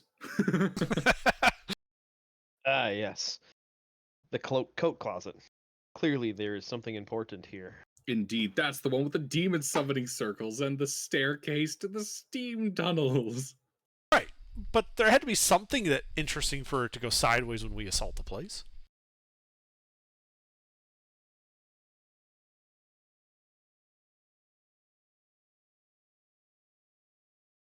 All right, so unfortunately, nothing that would conclusively tie him to enemies of the state. Other than the grain theft, which isn't that much to go on. And not something that we could prove prior to our assault on the place. And would also without be a difficult warrant. to be like, oh man, the rich man has grain in his house. He must be stealing from the city. Well, also the tunnel to the granary. Oh yeah, I suppose there's that. We could always be annoying, and we know it's earthen, so you just mold earth a section of it every day. Well, it's more. See, the problem is if we go to the authorities, anything less than basically treason, and as much as in a famine stealing food is kind of treasonous, if he's not hurting the upper class, they're not going to care. Mm-hmm. That's probably how they're all staying well fed, as they're buying it from him. So anything less than high treason, like he actually is operating against, the God King, we're not going to get official sanction to hit him. Oh yes, And operating against a dead any man. lesser offense is going to be more masked by the fact that we're revealing that we infiltrated this high-level person's house without any official sanction. That's actually going to be a greater crime than anything else. As of right now, yeah. Yeah. What if we start a fire and is, as far as anyone else knows, an act of the gods? And then we just happen to, well, in the process of rushing into his house to try and rescue him, find tunnels to this grain, whatchamacallit. Well, it would be better, I think, for us to be walking around the granary in view of the guards and accidentally stumble into the collapsing tunnel. And then go, hey, this tunnel leads to the granary. Where did this other end go? And start just walking down the granary to see where it pops out. That would actually be mold earth at night, open up the tunnel instead of collapsing it. Well, yeah, Open it up into the street. weaken it so that we can stage an accidental finding of it. If we just reveal that we know about the tunnel, that implicates us in the thefts. Finding it accidentally and being adventurers, we go exploring in the tunnel we found. That's just in line with our known character in the city. Yeah. We have to paint a picture for the officials, because if they are left to draw their own conclusion, it's going to end badly for us. Fair. So we let Under do all the talking. And the digging. The digging's easy. And the thinking. Mold Earth is a somatic-only spell. It's not hard to do this. Just go Fantasia on the ground. I literally can subtle spell it, and with no apparent effect. I would, however, like for us to do this the next day, as I am down a couple of spell slots, and the spells I have equipped were more geared towards my downtime activities of training the apprenti than assault. Yeah, they were exploratory. They were high utility for urban, living, not geared in any way towards effective combat. I have a couple of combat spells. I always have some prepared. You're an idiot not to have enough prepared to keep yourself safe, but this is not a heavy combat loadout that I'm running. Yeah, have no spells related to arson. I mean, I don't need a spell for arson. No, but things like... Hey, yeah. I don't need magic to do arson. That's easy. But I can swap out Arcane Eye for banishment.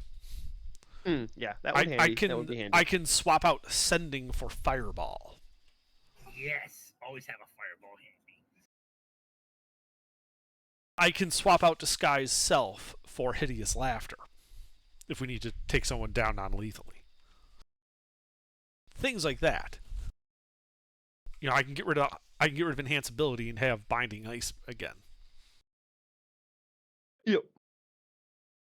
But yeah, no, I have no problem. Now that we gained the information, having me go in as a carpenter is non-beneficial at this point. We know what we're doing here. I don't need to really scout anything. I think that ploy we could use the next day. We send you, and he saw Faradul, he saw my apprentice, but he hasn't seen Varric, he hasn't seen Fea. If they're okay with doing a bit of subterfuge, and I was thinking keep with me. We're the second. We break off into 2 squads. You go in under cover of being carpenters, which gets you inside their base, and you start repairing the floor and can attack from there, while Igoda and I can hit from a different angle. Yeah. Meanwhile, you'll be doing the tunnel work. Right. I'll be doing the tunnel work. Then, when we pop out, all of a sudden, hey, this tunnel led to the granary. This wasn't a wine cellar. He's stealing grain, the traitor. We should get him.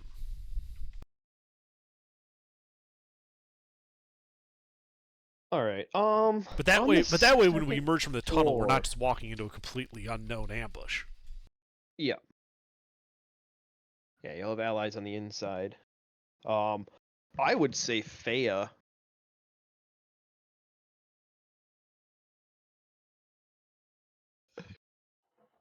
Yeah.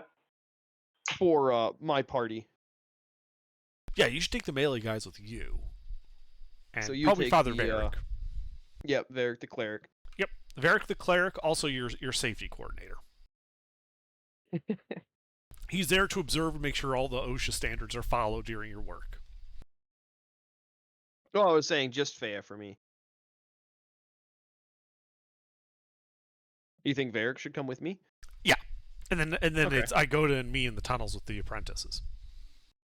All right. We're just a bunch of supervisor. wizards. Just kind of wondering where this tunnel went. You get to be the safety supervisor. That would Falls right in your require wheelhouse. that would require deception, wouldn't it? Depends who does the More talking.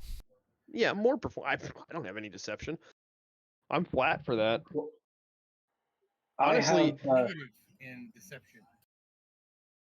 Or we can all go through the tunnel. Eric doesn't know how to lie. That's why he has the charisma of 6. He doesn't know. Oh, how you to dumped lie. charisma? Guy dumped charisma. I always forget that clerics can dump charisma and not have any issues. He doesn't. Oh, well, lie. let Fea speak. Let Fea speak.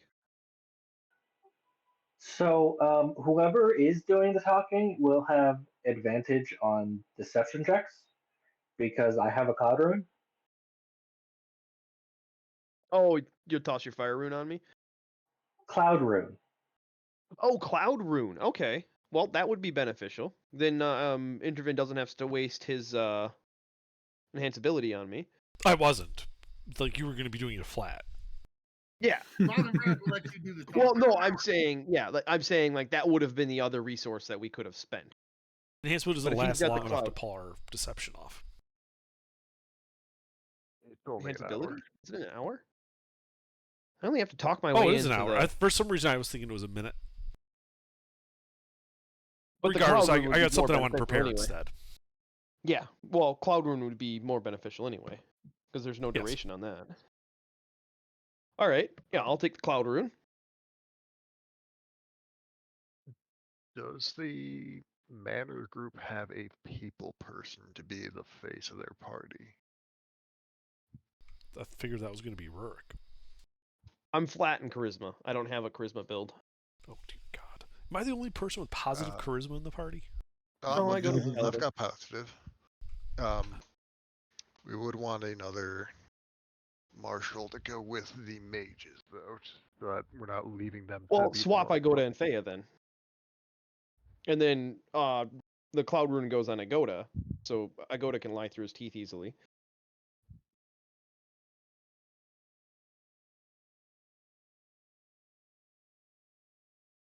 And then, I mean, it's a coin toss where it goes. I still say Varric should go with you guys, and it should only be me and Faya in the tunnel then. Yeah. Because nominally, Faradul would also be with me. Yep. He's already established as part of your posse. Yes. So you guys popping out of the tunnel would look good. Well, it's more, during, right, like we'll walk by in the morning past the granary, using subtle spell to mold earth the tunnel from the outside, because kind of weaken the ground, and then as we're walking over it, it collapses and we fall into the earthen tunnel beneath us. We yell out in surprise. The guards notice. They probably run over, kind of concerned that the street just collapsed. And then we say, being adventurers, "Hey, there's a tunnel down here." The tunnel does not go under the street. Well, where does it go under then? Out back. They don't have guards posted at the back of the granary? Let me do a quick doodle. They're in a famine and they're not guarding the granary all the way around? Fuck it, they deserve this famine then. So I'm just looking at my path, which also another benefit of me going in with more than just me is I can turn myself invisible with the armor and get somewhere else in the building easily.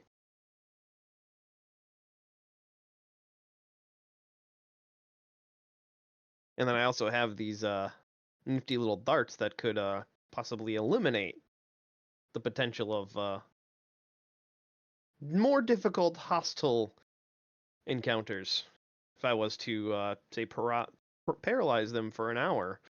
Father Varric can make them just calm down a little bit, let him walk out. Father Varric, I would remind you that there are confirmed 3 undead, possibly vampires, and probably a 4th one. Maybe another reason I go to Shago. Another reason I go to Shago in the house. Well, what I'm suggesting is Varric should be saving his strength to deal with the undead, as clerics are well equipped to do so. Very well. So the cleric, the paladin, and the rogue are going in the house. I keep forgetting I got as a paladin. Yeah, he's a paladin. All right. Terrible box drawing. You see that big brown thing? I'm hungry now. That's the wall to the rich people district. The red square is the granary. Those 2 yellow squares are like nearby buildings, and the beige line is like the direction of the road that you'd be using to get to the granary. All right, so we got some more prep work, guys. Because this goes under the wall. Right, it goes immediately under the wall. I gotcha. Oh, there's like a 10-foot space.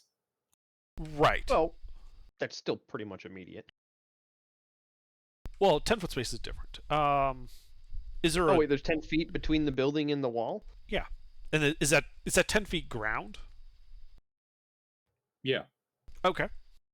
Well, you could do an inspection of the granary, and as you walk around the back of it. No, I'm thinking I'll just have a leash with the unseen servant in the leash, like I'm walking one of the stanthropods.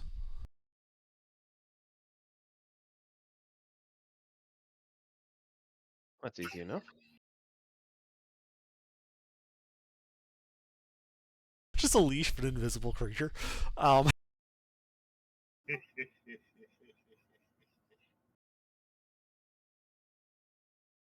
look like a hamburger with cheese. Yeah, then I fall into the tunnel, and Faya yells out in surprise and says, "Hey, he fell into a hole. Why is there a hole here?"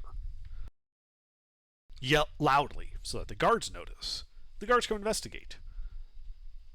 Guards, along with us, determine, hey, there's a tunnel here. Hey, it leads into the granary. Where's this other end go? Follows tunnel with guards. Emerges in merchant house with guards. Hey, these guys are stealing the grain during a famine. And there's vampires. Well, probably not at that point. But I mean, that right there is enough to give us the sanction to just, Well, at that point, either the guards are going to back us because stealing grain in a famine. Or they're going to be like, yeah, we know, he paid us off. And then That would things be get tricky. super awkward. Yeah, then things get tricky, because then we're the adventuring party that found out. And, depending on how rich he is, he might just offer to pay us to fuck off. I mean, that still gives us a reason to slaughter en masse. Or we just gotta kill them all. Either way, we either end up with backup, or we end up screwing ourselves over. Go big or go home. It's more experience points that way. Says Well- the pacifist who probably won't even throw a punch. More what points? Well, sometimes a diplomatic solution is more experience, but people tend to trek towards a fight, especially on Mondays. Violence solves every problem. If you still have a problem after you're done using violence, it's because you didn't use enough violence. Trust me, I'm a redemption paladin. How I much know this stuff. explosives do we have? We have nothing that counts as explosives in this campaign.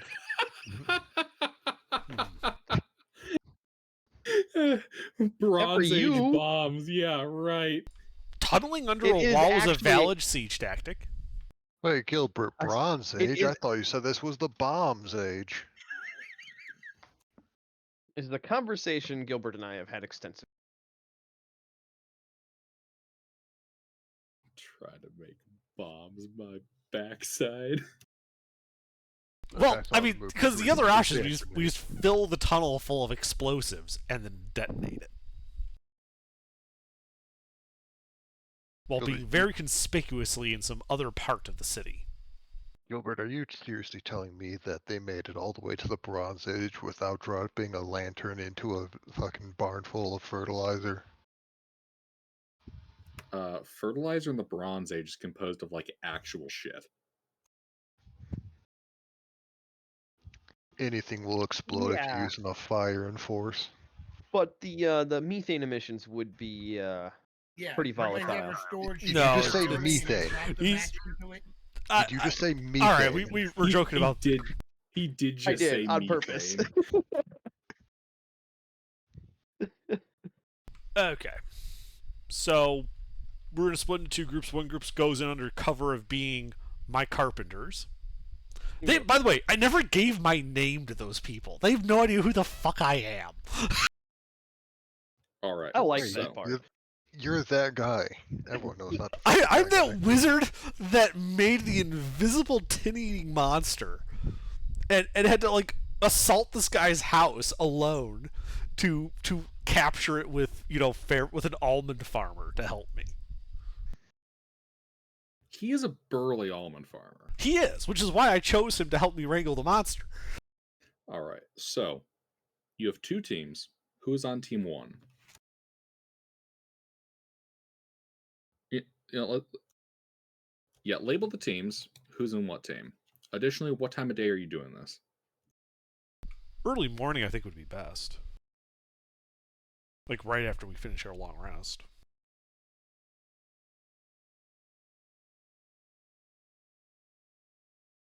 Do we have an actual carpenter going with the banner team? Yes. I am actually a carpenter.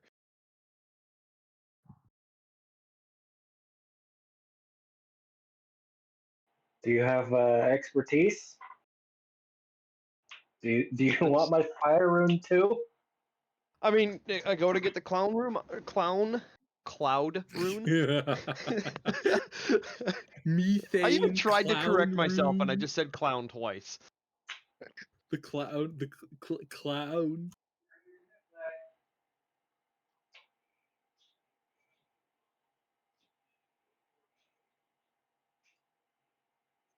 Carpenters and spelunkers. I can't think of any better terms for them. Sappers. Well, Repairmen. if someone overhears us talking about spelunking, that's just a kind of weird, but the type of thing adventurers get up to. Sapping? That's weird. Why would you be in the city talking about sapping? Succubi.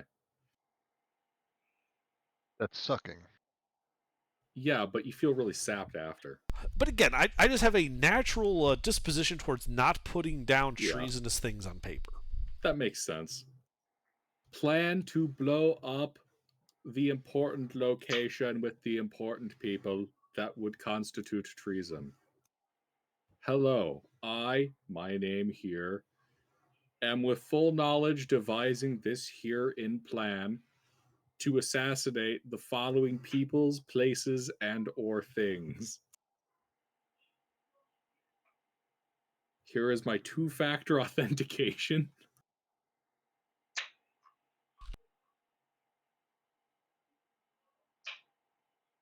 There you go. Insurance adjuster. I called it the accident compensation team.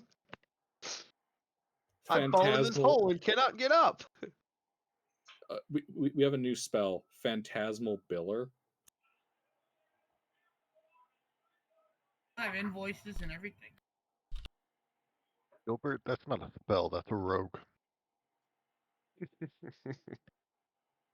I thought We bill by the minute.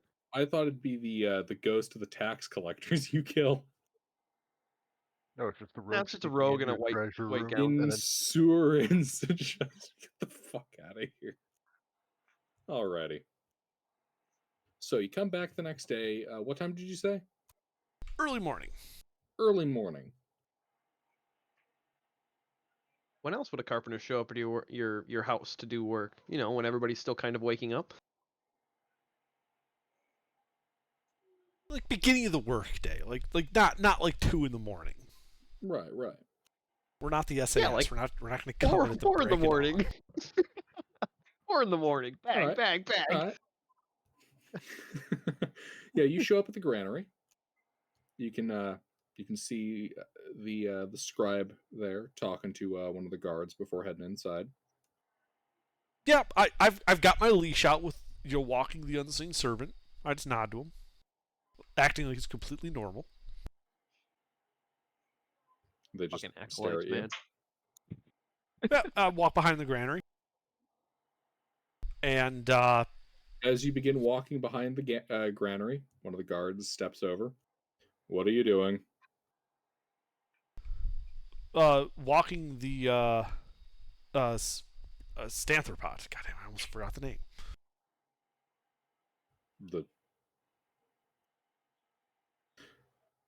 You're not one of those loons, are you? I direct mentally the invisible unseen servant to kind of brush up against his leg, and I say, no, it's invisible, but it's really there. He backs up as it does that. No, don't worry. As long as your leg's not made of tin, it won't eat you. He looks at it. He looks at his bronze greave. There's a Thomas, reason it's you're on a hot micing. leash. Thomas, you be the hot micin'. Thomas, get out of the bath. Your There muck you be toasty, bro. All right. Yeah, and So- I was like, yeah, well, that's why it's on a leash. All right. And what are you doing walking your weird invisible pet behind the granary? Well, it needs exercise, or it gets ornery. And when it gets ornery, it tries to find a way to escape.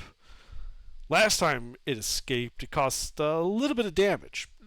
Nothing horrible, but I'd prefer to avoid that. So every now and then I have to take it out for a walk, keep it on a leash so it doesn't run off. The guard looks at you, down at your invisible pet, and then out at the street. All right. So kindly walk your weird invisible pet on the street, not behind the granary. You don't think that'll freak the people out? I mean, I've been walking it in alleys and like behind buildings and stuff to avoid a public outcry. People see a wizard walking an invisible pet, they tend to freak out a bit.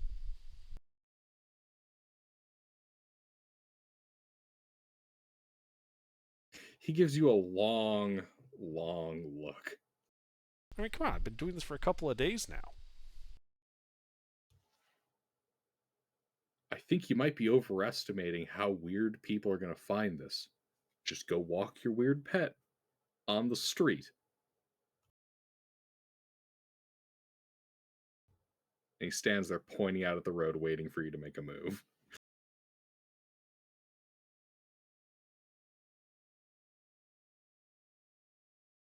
I dismiss the unseen servant, and the leash just clatters to the ground. And I just look down at it like, oh shit. I don't say anything.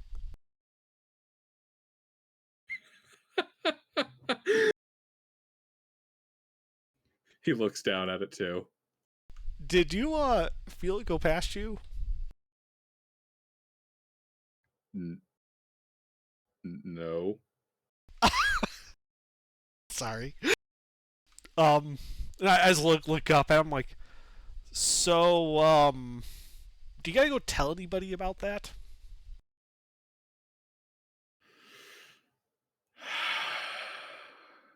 God damn it. Funny prank though, right? Just find your damn pet. What pet? The one on the leash. There's never anything in the leash. Look, who do you work for? You can see the guard becoming visibly both confused and perturbed by the turns of this situation. Gaslighting 101. You out of the alley. Let's go. Weird ass wizard folk. That's. And he moves towards you to begin to pull you out. I'm here on official business. Sure you are. There's a secret tunnel into the granary. I believe someone is stealing grain. I've been tasked with investigating it, finding the perpetrators, and bringing them to justice. I have evidence. Would you like to see it? Give me a persuasion check.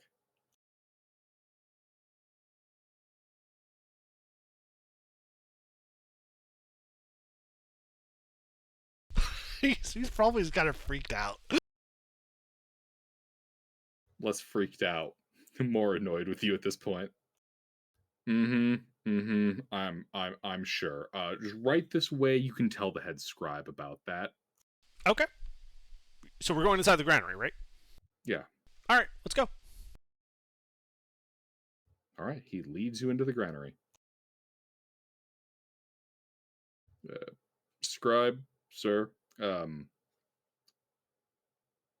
this weird wizardy folk would like to speak with you.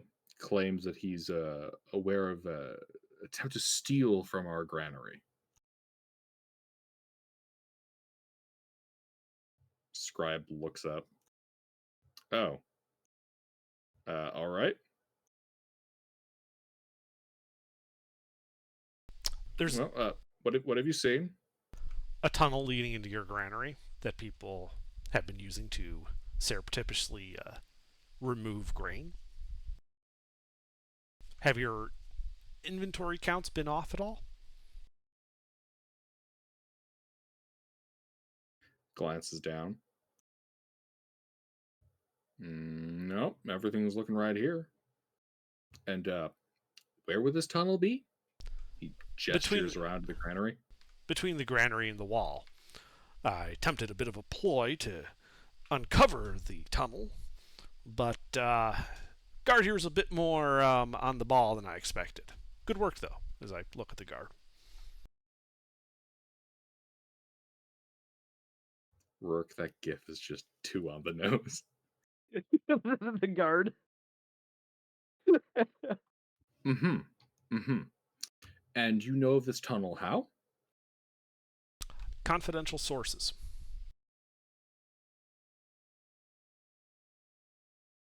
Confidential sources that there is a tunnel going under the granary.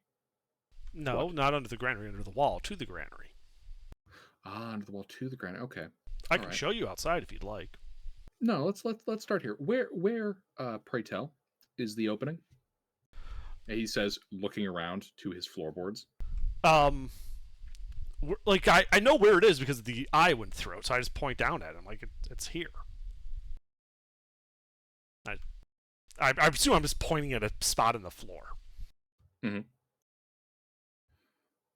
All right. Guard, if you would, please pry up our floorboards.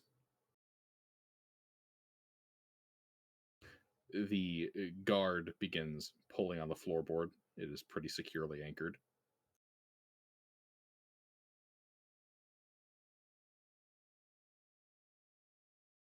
As in, he doesn't remove it? As in, he pulls on it, and the floorboard is still part of the floor.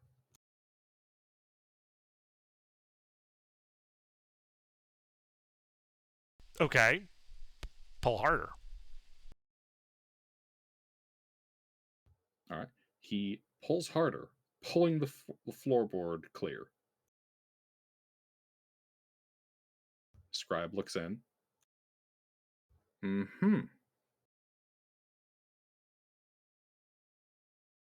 That's dirt. Is it?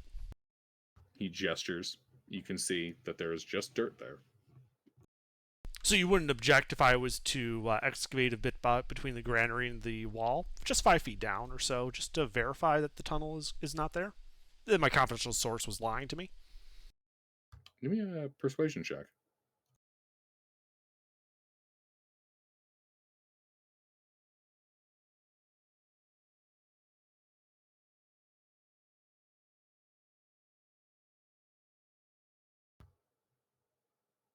Sure, why not? If it'll get you off our backs.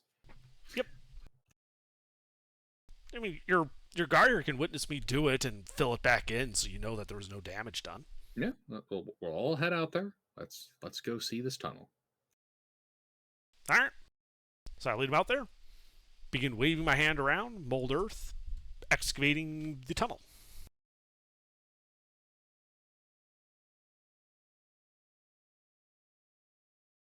You create a 5-foot hole. Yeah, right where the tunnel should be. There is no tunnel. Okay. I fill it back in.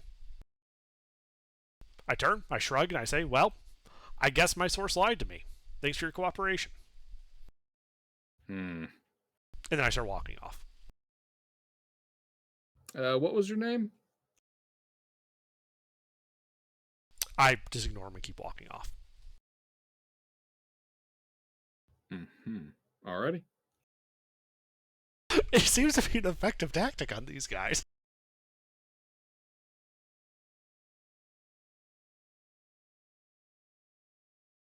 Hear him muttering a bit. Not what, but hear him mutter a bit to the guards. And as soon as I break line of sight, I turn invisible. Alrighty.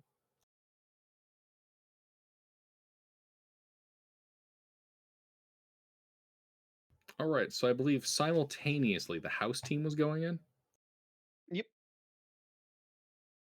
Alright. Yeah, so you guys have walked up to the front of the chateau. Yeah, and I would have spent some time with both of them, making them look more like carpenters and less like a cleric and a paladin. You know, construction hats, vests, clipboards, the usual. I got clipboards. This is some fancy bullshit. Oh yeah, you see a vest and a clipboard, you just ignore that shit.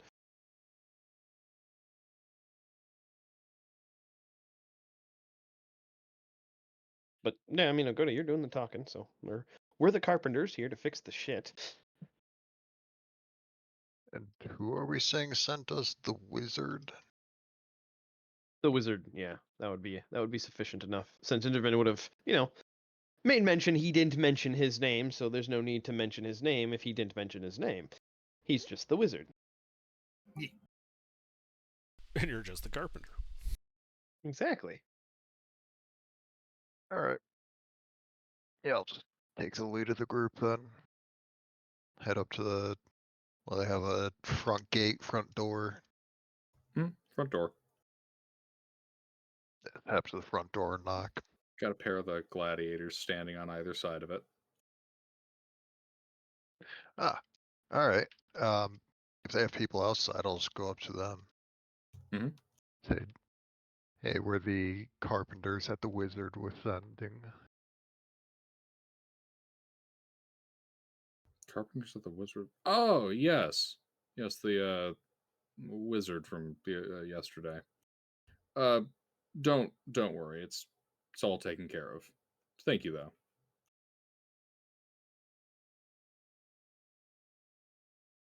All taken care of already. Uh, from what I heard, it was supposed to be a bit more expensive than just a day's project, but No, um, I'm not if you super don't, familiar, but if you don't mind, just for the Wizard's reputation and all that, could we go inspect and make sure that the damage is properly patched up?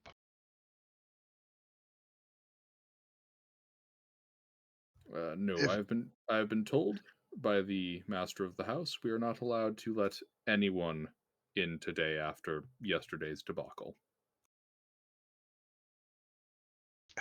See, this creates a bit of a problem because if we, as the Wizard's employees, leave a job site that is not properly fixed, it would be not dissimilar to rumors getting out, however unfounded, that gladiators were fixing fights. It's not a good look for anybody involved. Hmm. Well, I do understand the need for a good reputation. We cannot admit you. The master Would of it the be house's instructions were clear. would it be That being possible said, oh, yes? would it be possible to get the master of the house so we could have a conversation with him about it? Unfortunately, not. He is in a business meeting at the moment. I have been authorized, though, and he pulls out a bag that clinks with coin, that, if needed, you can always offer this to balm your professional concerns.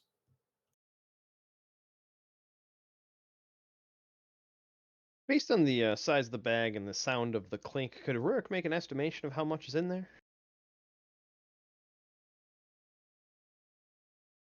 Insight check.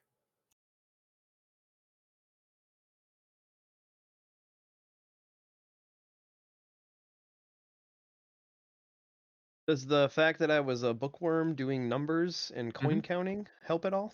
Oh, yeah. It influences the DC. All right. You think he's offering you guys about 80 gold pieces.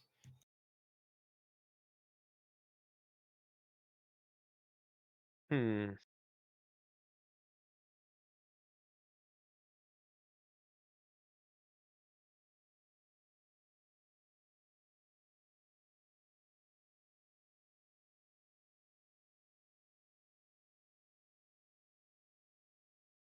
I know it's the Bronze Age, and I don't know exactly how to communicate this, but it's just a funny thought that crossed my mind.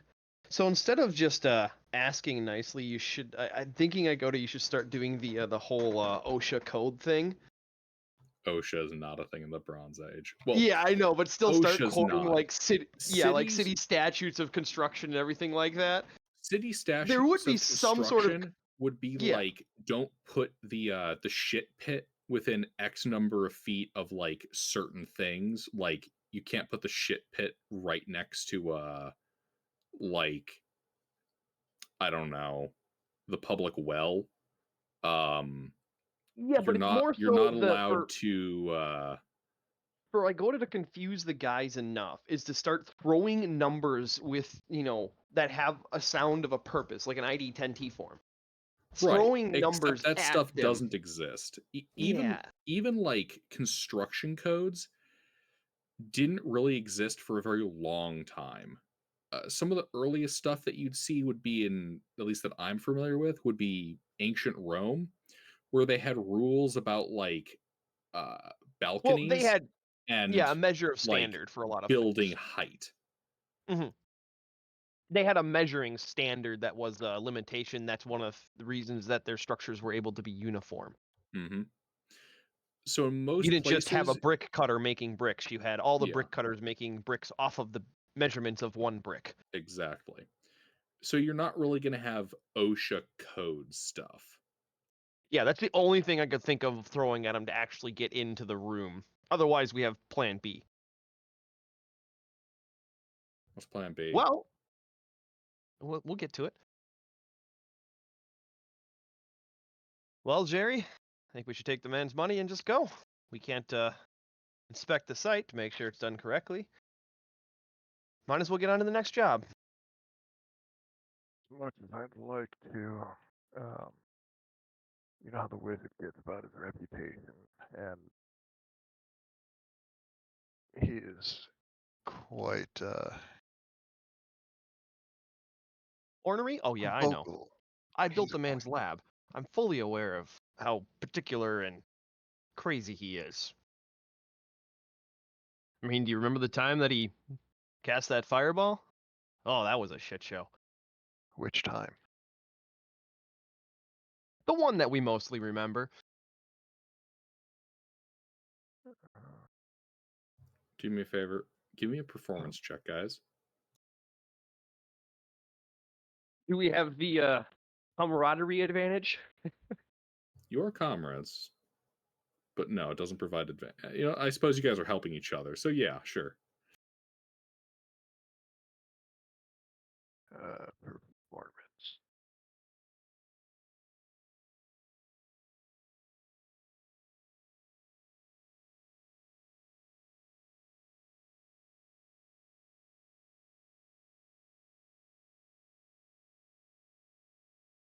Ugh. You just Well, +7 and I rolled higher than you. Oh, I love D&D sometimes.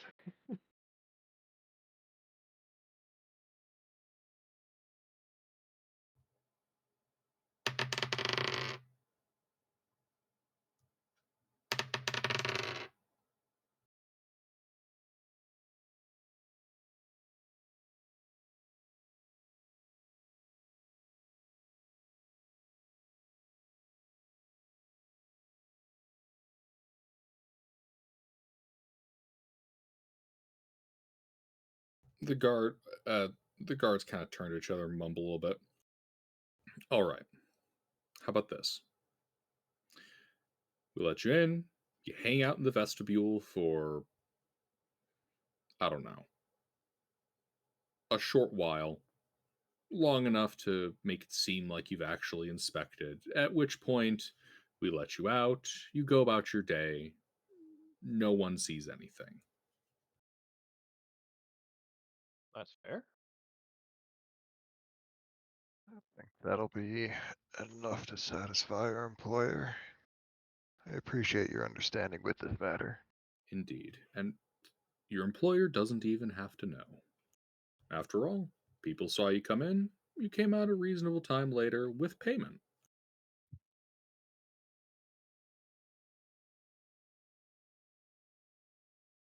Well, Jerry, that sounds fair to me. That sounds fair to me as well.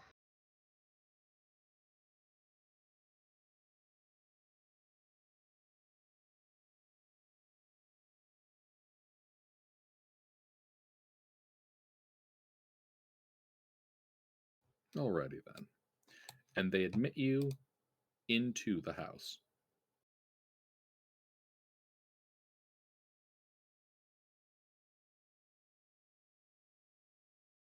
And they just kind of wait with you inside the exterior foyer. The room outside the courtyard, the more narrow one.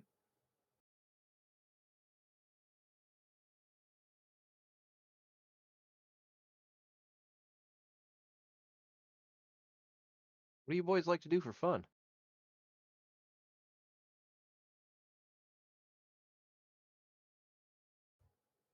Dice. He likes to read. I pull out a dice cup. Want to play a game or two? So the Cloud Rune also gives advantage on sleight of hand checks. Oh, I go to can play then. You see you see one of them kind of roll his eyes, the one who was indicated as preferring to read, And he steps outside to guard the front door. The other gladiator waits in here with you guys. Sure. I'm not putting any money on this, though. Oh, nah, it'd just be fun. Excellent. The best type. Now let me get my gambling information. 1 second. If we're not playing for money, you don't really need to. Yeah, that's a good point. Yeah, if there's no currency being exchanged, there is no winner or loser, regardless of the outcome. We can just play roll d20 higher wins. Yeah. You guys play dice. It's a good time.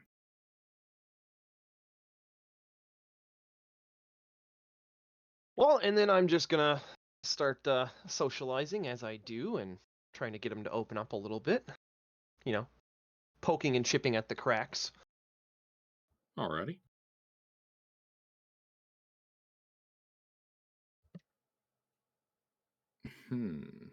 So this would be like carousing. An equivalent of it, yeah. Carousing an individual. I think more than anything, I go to would be the one doing the actual information gathering.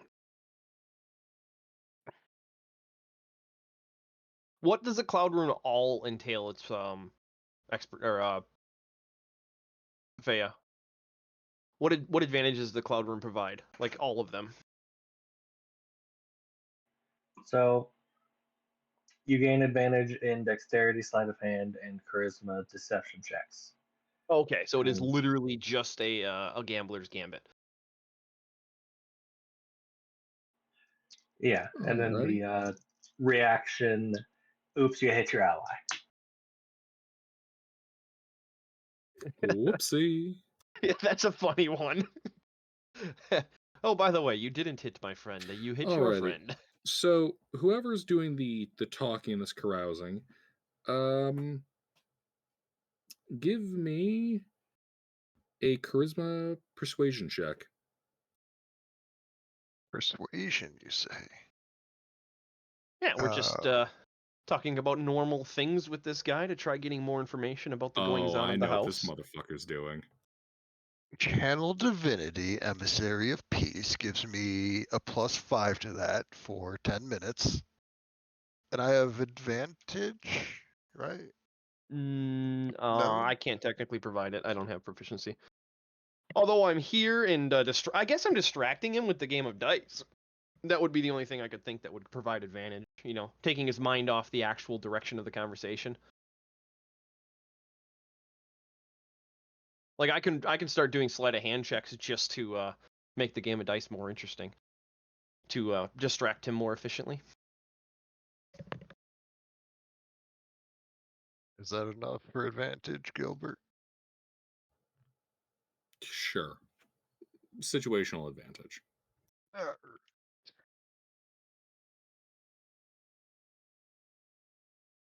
32. Oh, damn. You learned this dude's birthday. Indeed. You Turns guys out it's spend today.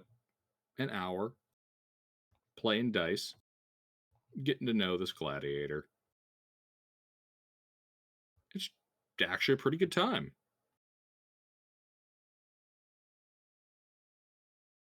What I want to know, most importantly, where's his favorite place to drink when he's not on duty?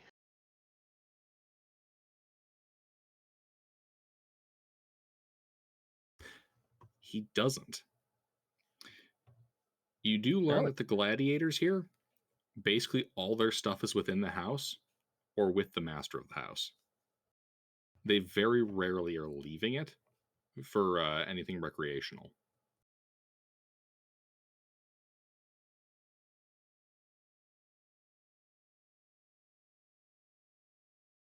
Interesting.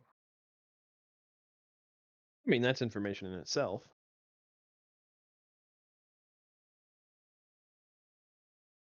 The gladiators won't be as effective outside of the house because they don't have any like the whatchamacallit, they're essentially naive to the goings on of the city. So we could start making stuff up about things going on outside the city and see what information they actually know. You know, paltry rumors, simple things that oh, you know, so and so is of the higher nobility in the city. Start making up relationship stuff like, oh, so and so is cheating on so and so with so and that kind of information to see what information they actually get of the nobility in the city. Mm-hmm.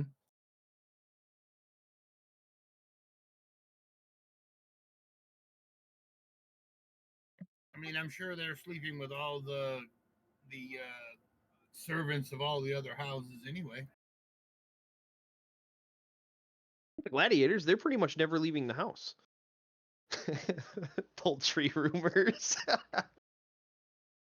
I said paltry. Poultry rumors. We can do both. Oh yeah, that's another thing we could start discussing. The fires and the food shortage is coming. See what information he has about that. Okay. So you're chatting him up. Well, he's aware of the fires and the incoming famine. He doesn't know anything about like the causes. From what he's been hearing, there's a bit of frustration among the nobility about that. So they didn't plan it. I mean, you know, behind closed doors, if they're actually frustrated about it, then they had no intention of doing it.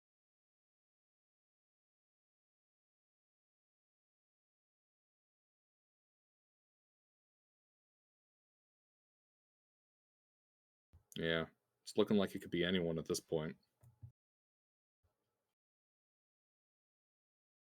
Who do you think would benefit the most? He shrugs. Don't know.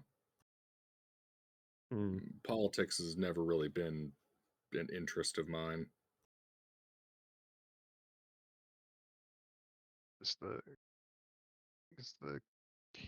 kingdom cities? Are there any wars going on? I mean, and from what I've been hearing, there's increased tension between the War Master and the God King's daughter. But that's not really news. They've never liked each other. Since his passing, they've only gotten more bitter.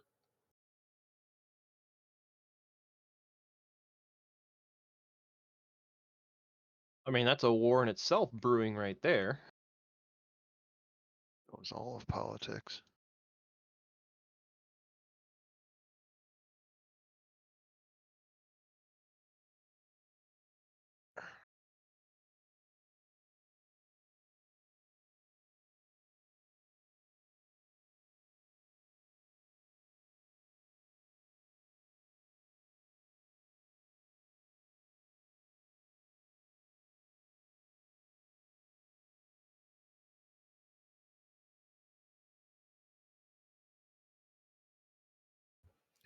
Any other questions you have for him? Keep the conversation going for a little bit and see whether information he might give up about the insides of the house, like how many gladiators for example are in here, like how many of you guys are there, like simple questions like that. Only a handful of us. How'd you end up working in this kind of place? I mean, it's pretty posh. It is. My case, solid, good gladiator. I may have developed a touch of a drinking problem. Ah, Master of the house helped bail me out. set me up here, and I have been living quite well ever since. What's your poison? Gnomish beer. Ah, That I was a know good choice. exactly what you mean.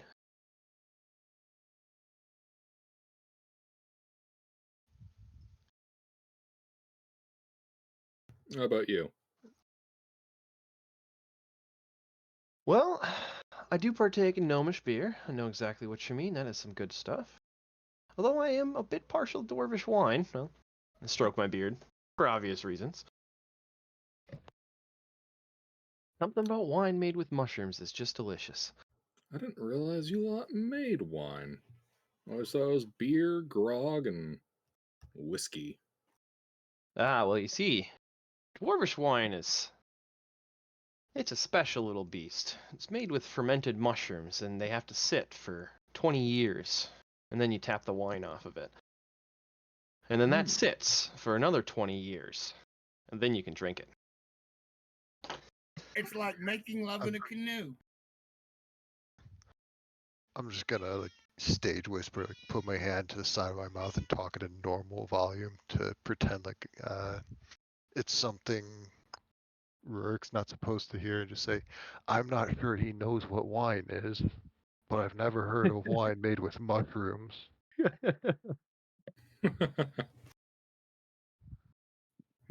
That's the joke. It's not actually a wine, but it's kind of made like wine. Just Yeah, not with grapes. you guys chat him up for a while more, and then eventually the front door opens and the other gladiator sticks his head in. You guys about done? Come on. Can't be socializing all day. All right. Well, that sounds like our cue to leave. It's been a real Yep. pleasure, and I appreciate the understanding of both of you. The gladiator you guys have been hanging out with. Of course. Pleasure to have met you. Enjoy your day. Then I'll just get up and start heading out. I'll leave the payment to Rurik. Yep. Oh yeah, you can go to exchange payment and everything like that. Take the coin from him, and then shake his hand. So it's nice to meet you. I'm Liam.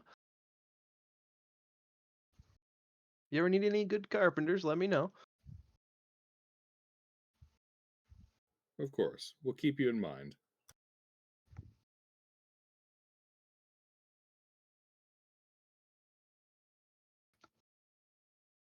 You guys head off. Yep.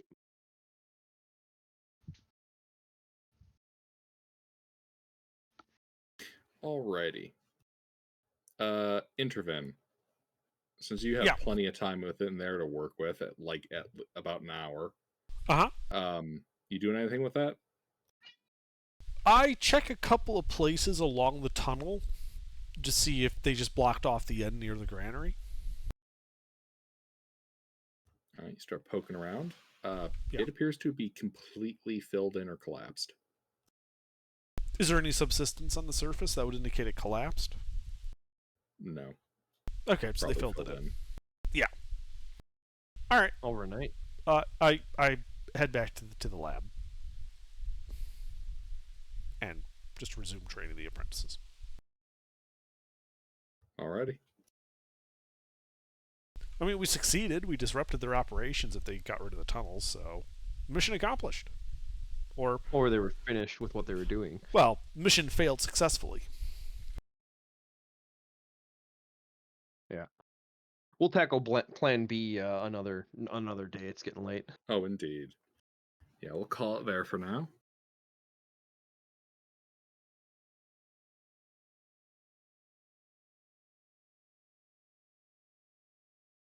All right, remember, the secret code phrase for when we need the paladin, the cleric, and the rogue to come in and kill everything is going to be, "Get in here and kill everyone." But 50 XP. don't tell anyone else. It's a secret.